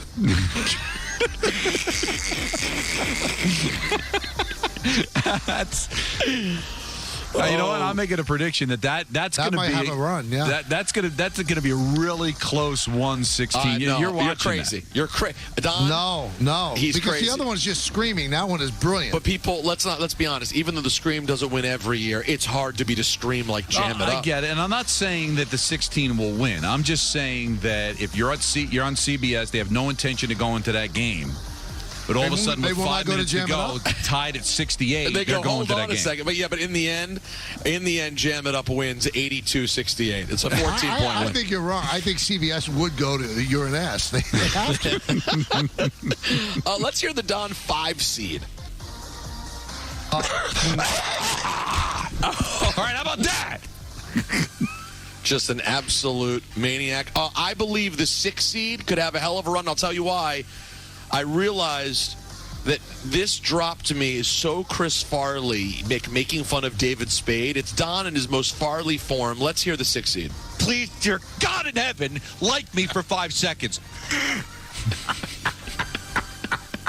Sounded like Farley. It does sound like Farley. Now, last one I'll play today from the Don section, the Don region would be, to me, a team that could go on a run, the 7 seed.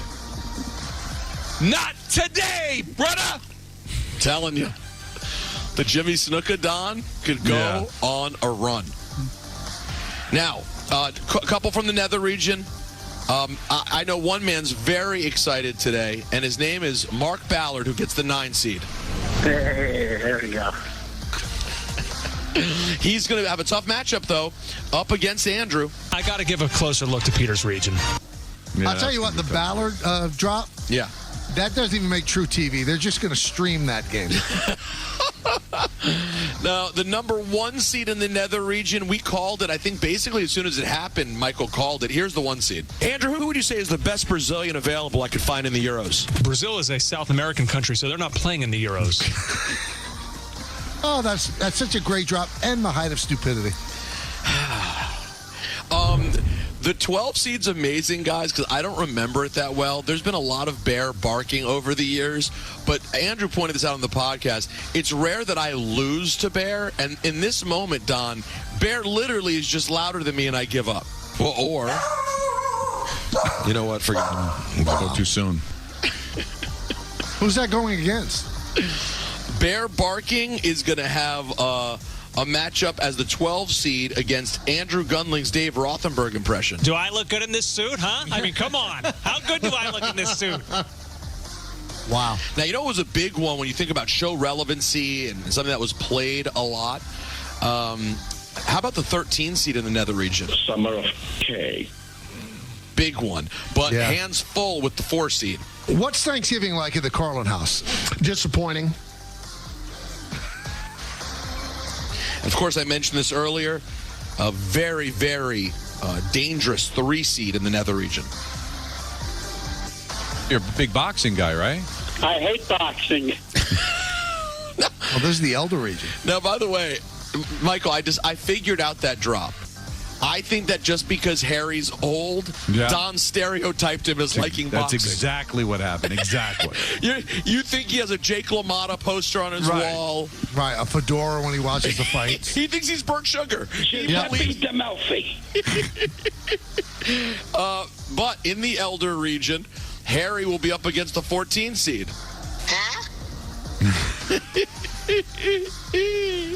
Wow. So a lot here. And as far as some of the regular names on the show, big seeding for Aaron Boone. He has the 2 seed in the nether region. A lot of people out listen say that I kiss your fanny too much and I give you too much credit. The full. That could go a long way. But by the way, dangerous because it could be a second-round matchup against the 7 seed. Holy crap. Can you imagine? Very similar drops. What versus holy crap? Anyways, tomorrow at 4:20, it all begins. This year, we want the most votes ever in history for every single matchup. It's so amazing, Peter, that it was 6 years ago that we had to convince Michael that this was a good idea. And then I still don't know if it's a great idea ratings-wise. Have we ever proven that? Listen, what do we prove anything? And by the way, what do we all understand about ratings, considering ESPN has just forked over $100 gazillion to bring Joe Buck and Troy Aikman to ESPN to be the voice of Monday Night Football. Now, the reason I say that is, we've talked about this a million times, Buck and Aikman are as good as it gets in the business. Yep. Literally. And if Dallas, Washington was going to get a 15 share with Don and Peter calling it, it will get a 15.2 with Joe Buck and Troy Aikman.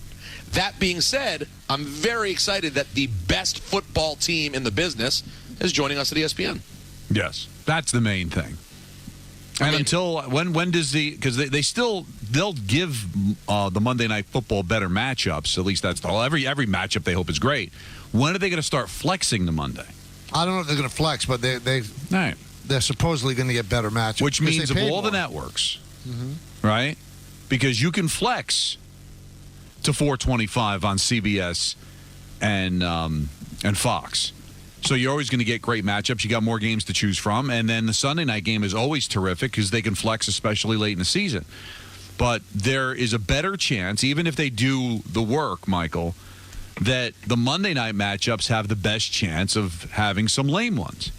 So maybe the feeling is that if you get Buck Aikman on you think the Giants are going to be better, and you go up against Kansas City, say, when Mahomes is hurt, and that ends up being a dull game, then maybe the rating would be actually higher because of Buck and Aikman, right?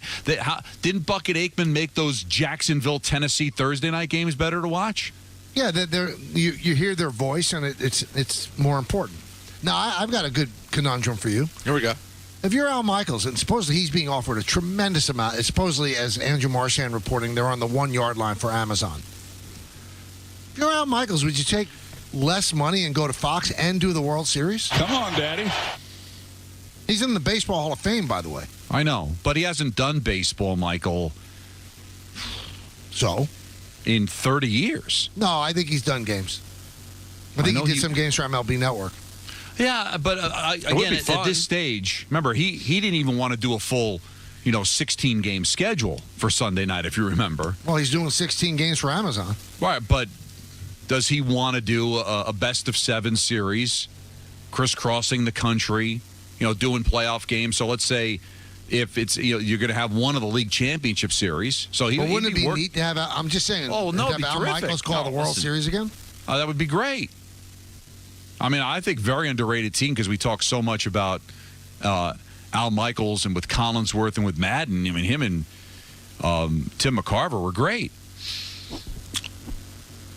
Now, tough situation, though, man. You got to feel for our guy that leaves.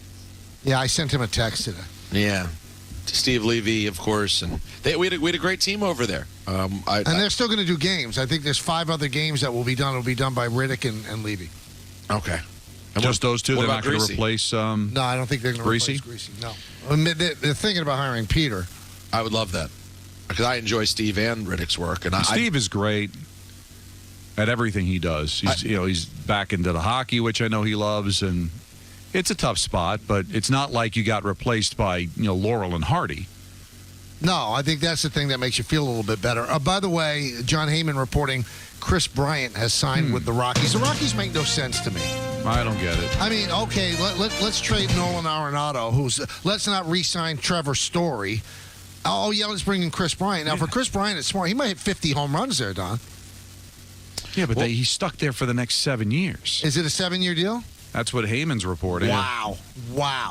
They are the worst organization in the world. They really are terrible. They're either you're in or you're out. You can't be both. I'm pregnant. I don't get it for either side. Yep. 7 years, $182 million. Oh. But like you said, you let Story walk. Nolan Arenado is so much a better player than Chris Bryant. He was a defender. Bryant's contract includes a full no-trade clause, so he handcuffs them. Well, what are they doing? Well, we'll continue this on the other side. That'll do it for ENN. It's brought to you by Hennessy. Enjoy a delicious Hennessy NBA cocktail watching the game. Try the Hennessy Playmaker. Make the triple-double, all made with Hennessy VS. Go to Hennessy.com for drink recipes. Hennessy, spirit of the NBA. Always enjoy responsibly. I've got to also admit one thing. Remember the ND line? You can't spell nude without ND, and you said I was a genius? You stole it. I stole it from Shining Wizards, Kevin. Wow. Well, so now he's the credit. genius, not me. See, that shows you how good a person you are. You could have let it go. I am a delight. I really am. All right, so is there more ENN? Is that what you're saying, Peter? No, he did not say that at all. Oh, so you finished it up. I mean, I have more stuff, but it sounds like there's other stuff to do, so we can move on. Yeah. All right, so 1-800-919-3776. A lot to talk about. We'll talk about it with you right here on Yes on 98.7 ESPN.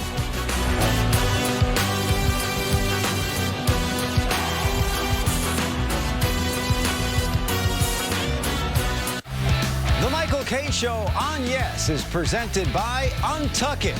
Shirts designed to be worn untucked. Shop now at untuckit.com. 10 years ago, we started Untuck It out of my apartment, and today we have more than 80 stores worldwide. It's been quite a journey. We didn't just create shirts designed to be worn untucked, we perfected them. With great fabrics and design at the perfect untucked length, so you can look sharp in this new business comfortable world. Just look for our signature sale. Untuck It, 10 years in the making, and we're nowhere close to stopping. Visit untuckit.com or your nearest store today. I want all of this in my Caesar Sportsbook and Casino app. Yes, Caesar. You know what we should put in the app? Slot machines. Yes, Caesar. We need this. Yes, Caesar. Oh, I love that. Yes, oh, I gotta have that. That'll be awesome. And sit back yes, there. Caesar. I need that too. Yes, Caesar. I need it all for my Sportsbook and Casino app. Oh, my Sportsbook and Casino app is gonna be amazing. How about this? I want that. Yes, Caesar. I want this. Yes, Caesar. And I need this. Can I have this? No. You can't have food in an app, Caesar. Well, let's work on it then. Let's make my dream a reality. Yes, Caesar. With Home Chef, your home cooking is home nailing it. Our classic all-in-one meal kits are simple enough for anyone and delicious enough for everyone. When it comes to making dinner, fill in the blanks with Home Chef.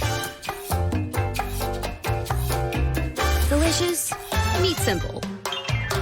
Get $90 off when you sign up at homechef.com. Sunday on Yes. Baseball is back. Don't miss the first spring training game from Steinbrenner Field in Tampa. See ya! What a blast! As the New York Yankees take on the Detroit Tigers.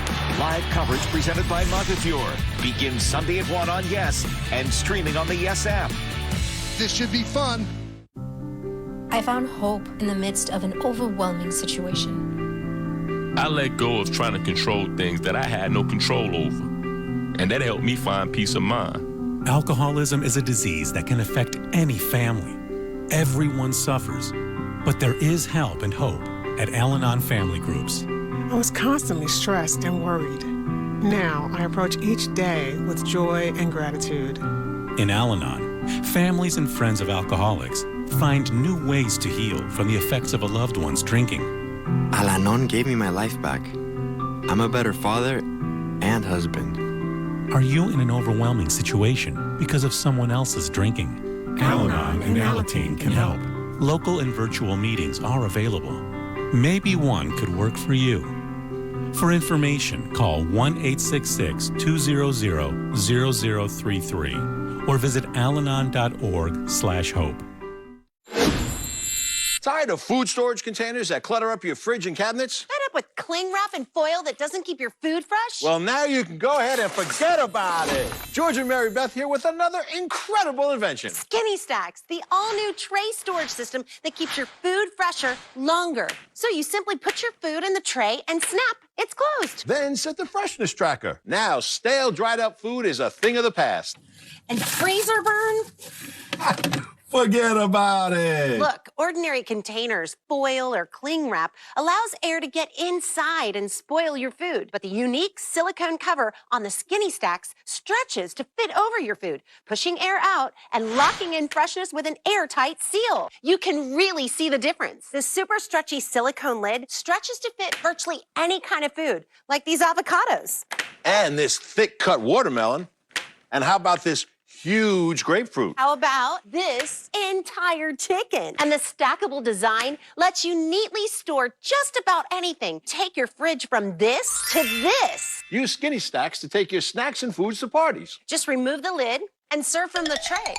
It's perfect for taking meat from the fridge straight to the grill the easy way. And the see-through lid makes it easy to see what's inside. Plus, the tray is microwave safe. And cleanup's a breeze because they're dishwasher safe. Skinny Stack's stackable design will save you space in your fridge and cabinets. Keep your food fresh the easy way with Skinny Stacks. Call or go online now and get your Skinny Stack storage trays for just $19.99. But order right now and we'll double the offer. As a bonus, use the promo code on your screen and we'll give you 50% off a second set of Skinny Stacks. Just pay a separate fee. That's 2 sets of Skinny Stacks, but you have to order now. Call 1-800-916-7124 or go online at skinnystacks.com now. My goodness! Kevin Durant, nothing is too tough for KD. Kevin Durant, cold-blooded.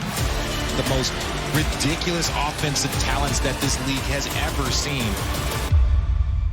STEM is the discipline of hard numbers. Precise, no margin for error. Dare to forget that. Dare to have fun with it. Get weird with it. Dare to get messy or just mess it up. Dare to program something internet-breaking, record-breaking. Dare to blow their minds. Dare to try. Dare to fail. Dare to keep daring. Dare to learn the difference between organic, sedimentary, and non-foliated metamorphic rock. Get outside, find those rocks. Dare to be homeroom famous, a high school fable. Dare to send those old STEM theories flying past the neighbor's house into outer space. And for the love of STEM, dare bigger. Dare to code, dare to invent, dare to explore, dare to STEM. Check out She Can STEM to get started. For every sport, there's a business behind the sport. The total of that plus operation was $100,000 a day. Forbes Sports Money goes inside the numbers. I took the deal in equity. To explore the financial side of the game. It's been very successful for us. Forbes Sports Money. New episodes every month right here on Yes.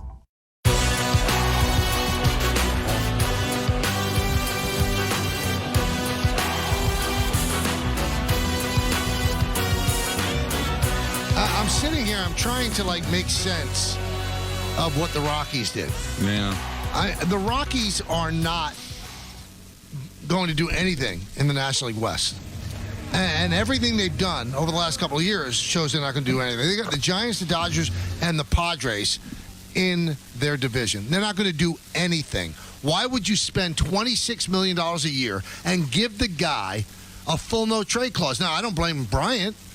He's won his World Series ring with the Cubs. Why would you give him $26 million a year for what? It makes no sense. Well, especially after you got rid of Nolan Arenado because you wanted to get rid of his bad contract. And I think he'll make more than Arenado now. Let me check Arenado's contract. Yeah, I was just going to look that up myself. Arenado contract. Here we go. All right, so his was 268 years, so that was more. But he's so much a better player. Yeah. They don't know what they're doing. They do not know what they're doing. They let Trevor Story go. Before that, they let Tulowitzki go. They don't know what they're doing. They're clueless. They really are clueless. They can't get out of their own way. Good for Chris Bryant. I mean, another great move by, I think Scott Boras is his agent. I don't know how he did that. Anthony Rizzo's probably pulling his hair out. I was just as good with the Cubs as Chris Bryant. I get $16 million a year. He gets 26. Now, Bryant's a little younger. Goodness gracious. That just makes no sense. Listen, he's a good player. There's no question, okay? But you had to get rid of Arenado. You had to get rid of his contract. And he's just a better player. And you said you're not going to contend. And I guess Bryant wasn't going to get that anywhere else because I don't really get it for him either. In the next 7 years, he's not going to win. Yeah, he'll hit a bunch of home runs, but he's going to do it on a team that's going to lose 90-plus games a year because they don't know what they're doing there. But I guess he looked at it and said nobody else was going to give him 7 years, $182 million. So, and he's won his World Series. So now let me compile stats. In 7 years in Colorado, he could easily hit at least 250 home runs, at least, if he stays healthy. And he could play the outfield. He could. I'm sick of talking about it. I'm just sick of it. Let's go to Ken in Floral Park. Ken. Hey guys, great show. Love the show as usual. Thank you. Michael, I am in no way saying that Hal Steinbrenner is cheap, and I am not saying that Anthony Rizzo is not a very good baseball player. But I really believe that they missed. I'm not saying to give him anything he wants, but I truly believe they missed out by not getting Freddie Freeman. There was a chance to get him. I'm not saying at all costs, but with the spectrum looming of Toronto or Boston as possible destinations, you cannot not get him and let him go to one of those destinations. Again, it's not at all costs, but I really believe that was a big miss to not get. He's a game changer, Freddie Freeman. Well, the thing that made it complicated with Freeman, I never thought it was a fit for the Yankees. I was surprised that they were in it till the end. He's 32 years old. He turned down a 5-year deal with the Braves. I mean, his team that he came up with. For good money, and just won a World Series with, and pretty good money. And he's going to want 6. Every team tries to avoid having a guy go to 38 years old. Now, they just got Donaldson. And you can say, well, he's going to be here for his 36 and 37-year-old season. But they're only committed to him for 2 years. If Freddie Freeman all of a sudden loses his skills, you're locked into another big contract when you have to sign Judge. Yeah, would it hurt? He's not going to Toronto because once Toronto got Chapman, there's no space for Freeman. You have to worry if Boston gets him. Of course you do. I think the likely landing spot for Freeman is going to be the Dodgers, but you can't say money is no object. To me, it wasn't a fit. He's a great player. To me, I said this over and over, Don and Peter, and I said it on the Yes Network on the Hot Stove Show. I wanted Matt Olson way more than I wanted Freeman. And you know what? So did the Braves, who had a really close connection with Freeman. You know why? They gave Matt Olson an 8-year deal to only take him to the age 35 season. Because if you look at players that are taken to their age 38 or 39 season, the last 3 or 4 years are terrible. Yeah. Terrible. Just look at the history. Albert Pujols' contract. How'd that work out? How's Miguel Cabrera's contract working out? You could say, oh, we'll do it now, but then like 4 years from now, you're going to say, well, I can't believe we're saddled with that contract. Well, that contract still exists on your books. And one thing that has not been noted about the Yankees, they have so much money coming off their payroll in 2 years, which is the way they design it. Rizzo's off the payroll. Donaldson's off the payroll. Chapman will be off the payroll. I mean, that's a lot of money coming off that they could reinvest, and they probably know already what the free agent is going to be in 2 years. And then you've got Britton coming off this year, after this year. So there's money coming off that they will reinvest. And they've already established that they're going to go to over $250 million. So I don't think they're going to be a team that's going to take a drop. The one that by the way, Von Miller signed with the Bills. according to Ian Rappaport. The one I'm disappointed in is Olsen. But I get it, because you'd have to give up Volpe. I don't think I would want to do that. You'd have to give up Dominguez. The Yankees obviously didn't want to do that. Austin Wells, one of their young catchers, and a pitcher. That's a lot to give up. And when you argue about whether the Braves should have re-signed Freeman or not, remember one thing. I think Ken Rosenthal did a breakdown of it today in The Athletic. The prospects alone are worth $60 million. What you put into them, the development, what they're expected to be. The Braves traded $60 million in prospects to the A's and then signed it to an 8-year deal. All right, we'll finish up with phone calls when we get back right here on Yes and 98.7 ESPN.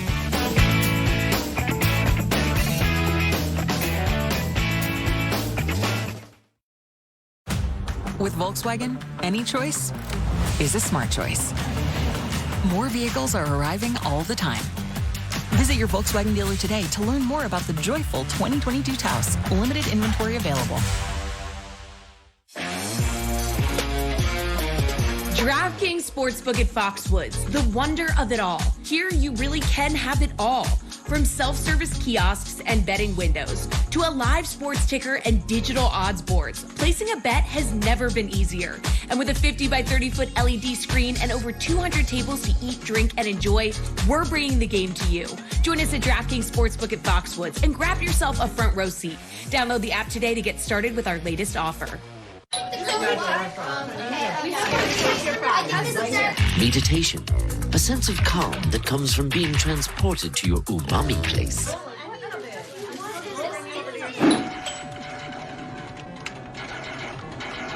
Tex-Mex excitement, when you realize the spice of life is actually the spice you just tasted.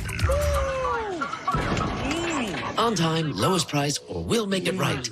That's the Grubhub guarantee. Grubhub. Named Best Mobile Video App, the Yes app is your digital destination for streaming live Nets games. Score big with the Nets on your mobile device. Download the Yes app now. With Volkswagen, any choice is a smart choice. More vehicles are arriving all the time. Visit your Volkswagen dealer today to learn more about the versatile 2022 Tiguan. Limited inventory available. Up next, Brooklyn's push for the NBA playoffs ramps up against one of the best in the West. Good night! Durant and the Nets.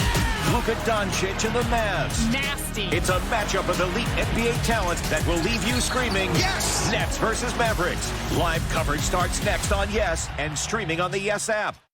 This is a fish. A clownfish, actually. He lives in a reef like this, in an ocean like this. This ocean contains these currents. These currents help carry fishing boats like these. Fishing boats like these bring their catch to port. Their catch is loaded onto this truck and delivered to this restaurant. This restaurant serves dinner to this family. This family drives back to their home. Their home borders this forest. This forest surrounds this creek. This creek trickles into this river down to these mangroves. These mangroves buffer the coastline from this bay. This bay is a hunting ground for this shark. This shark swims out to this ocean. This ocean flows over this reef. This reef is home to this fish. This is a fish. A clownfish, actually. When you carry out Domino's 3-topping pizzas for $7.99 each, it takes skill to get that pizza from our store to your door. Through tight spots, slow walks, and water shots. So next time you order carryout online, we're going to tip you for delivering your own pizza to yourself. After all, you earned it. Get a $3 tip to use on your next order just for carrying out, only at Domino's. I don't know. I mean, I think they look good, man. Smooth. They are a little tight. Like, too tight? Might just need to break them in a little bit because you don't want them too loose. For those who were born to ride, there's Progressive. True. With 24/7 roadside assistance. Okay. Think I'm gonna wear these home. Excellent choice. Prescription eyewear can be really expensive. But here's the secret. Glasses don't actually cost that much to make. can surprise, especially when you design your own eyewear.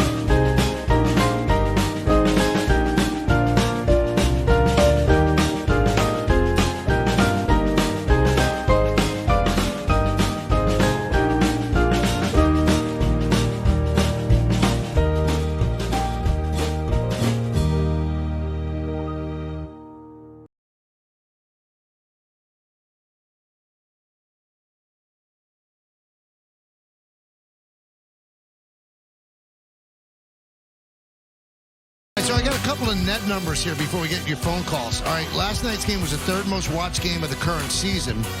That's out of 57 games on Yes. They had 74,000 TV households. Over the last 5 games, the gap is narrowing between the Nets and the Knicks. Nets have 83,000 average total viewers. The Knicks, 86,000. So the ratings gap is closing, and overall the Nets viewership is up 19% since the NBA All-Star break. 83,000 versus 70,000 before the break. Now, in defense of the Knicks number coming down, they're awful. They're awful, and they just came off a West Coast trip. Yep. O.J. Howard, tight end, formerly with the Bucks, has signed with the Bills. Oh, the Bills just gobbling everybody up. Let's go to Ray in East Orange. Ray. Hey, Mike, Don, Peter. It's been forever. Long-time listener. When this Chris Bryant trade just went, this Chris Bryant signing just went off, I was just thinking, do you think the reason why they gave him that long-term deal was because they could trade him off to a contender within 2 to 3 years and him waiving his no-trade clause? Well, I mean, you gave him a no-trade clause, though, so, I mean, that narrows what you could do. It's like what the Texans are going through now with Watson. He has a no-trade. He wants to be traded, but he has a no-trade clause, so they can't start a bidding war with all the teams that want him. He can only go where he wants to go. So, I mean, if you're going to give him $26 million a year guaranteed for 8 years, or is it 7 years? 7 years. Tell him you're not getting a no-trade clause. Who's giving him that? Tell me the other team that's giving him that. That's why the Rockies have rocks in their head. All right, we'll give him this money. We'll give him $26 million a year, but we're not giving him a no-trade clause. That'd be out of your mind. Now, no-trade clauses are kind of bogus in the sense that if they want to trade him to a contender in 2-3 years after 3 straight 100-loss seasons, he's going to want to go. Yeah, but he's going to want to go where he wants to go. So, I mean, he's handcuffing you. Don't you think if you give him that money, you kind of dictate whether or not you give him a no-trade clause? That's why Boris is amazing. Let's go to Sid in Riverdale. Sid. Hey, Mike, John, and Peter. How are you? Good. How are you? Okay, I got a quick question. Who do you think has the most pressure to win a championship in New York between Hal Steinbrenner and Stevie Cohen? And the only reason why I'm asking that is because when the Yankees won the championships in the 90s and early 2000s, the Yankees, I feel, were expected to win. Do you agree? Yes. Well, after 96, they were. Okay. So now, with Stevie Cohen spending all these millions of dollars and most likely Hal's not going to really compete, who do you really think has the most pressure now to win it all? It's a good question, Sid. I would say it's probably, this year it's Cohen. Because of all the money he spent, he's going to have the biggest payroll in baseball history. He signed a great manager. I think there's pressure there. But See, to I say the disagree, Yankees though. are without pressure, the Yankees have a lot of pressure too. I think it's more on the Yankees. I mean, I agree. Listen, it's about the fan base. And the fact of the matter is the Mets fan base will be satisfied. If they're a really good team, they win 100 games, 95 games, they make a little run in the playoffs, fans will be happy. We know at this point, Yankees fans are only happy with one thing. That's fair, but I don't know if you really truly know Met fans. They're not going to be satisfied unless they win a World Series. No, but this year, that's what I mean. The Mets the Mets win the division and lose in the league championship series, they'll be disappointed, but be like, thank God we're back in the playoffs, we're moving in the right direction. Yankees do the same thing. The next day, it's like, I can't believe we can't get to the World Series. What's going on? But plus, this is a toy to Steve. For Hal, this is the bread and butter for them. And the fan base expects a championship. I don't know if the Mets expect a championship this year. I think Cohen does. Well, You're maybe not paying a 38-year-old pitcher $43 million a year not to win. But what Met fan could sit there and demand a World Series when you haven't won one since 1986? But who do you he has who has more pressure, Hal or Steve? I think Steve has more pressure. Not that it matters because he has a lot of money. I mean, Hal's going to feel some pressure if they don't win, but Steve Cohen is putting everything into it to win right now. He wants to make us. He said when he bought the team, he wants to win a championship within 3 to 5 years. Right. Well, this is year 2. I don't think it's slam dunk either way. I could see your point. Yeah, it's a really good debate, and unfortunately, it came with 14 seconds left in the show. But there's always tomorrow. We can pick it up tomorrow. All right, so we have Portland and Knicks right here on 98.7. We have Dallas and Brooklyn on Yes. That's a wrap on the show for today. Coming up next, our coverage of the Nets and Mavericks gets underway with the pregame show. And don't forget, after the postgame, tune in for a brand new edition of Yankees Hot Stove. For all of us here on the Michael Kay Show, this is Chris Sheeran saying have a great night. We'll see you again tomorrow at 3 o'clock.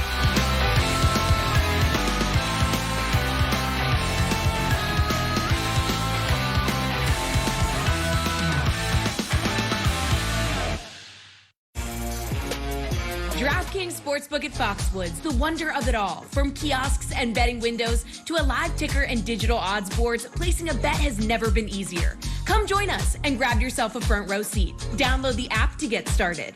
10 years ago, we started Untuck It out of my apartment, and today we have more than 80 stores worldwide. It's been quite a journey. We didn't just create shirts designed to be worn untucked, we perfected them. With great fabrics and design at the perfect untucked length. So you can look sharp in this new business comfortable world. Just look for our signature sale. Untuck It, 10 years in the making, and we're nowhere close to stopping. Visit untuckit.com or your nearest store today. Weird.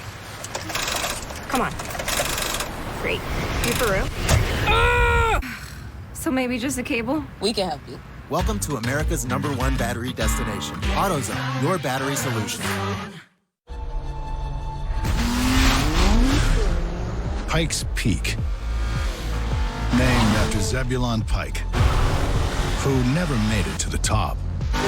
Of course, he didn't own a sedan from our Sport Tune GT lineup. Well, Zebulon, this one's for you. Get 1.9% APR for up to 48 months on the purchase of a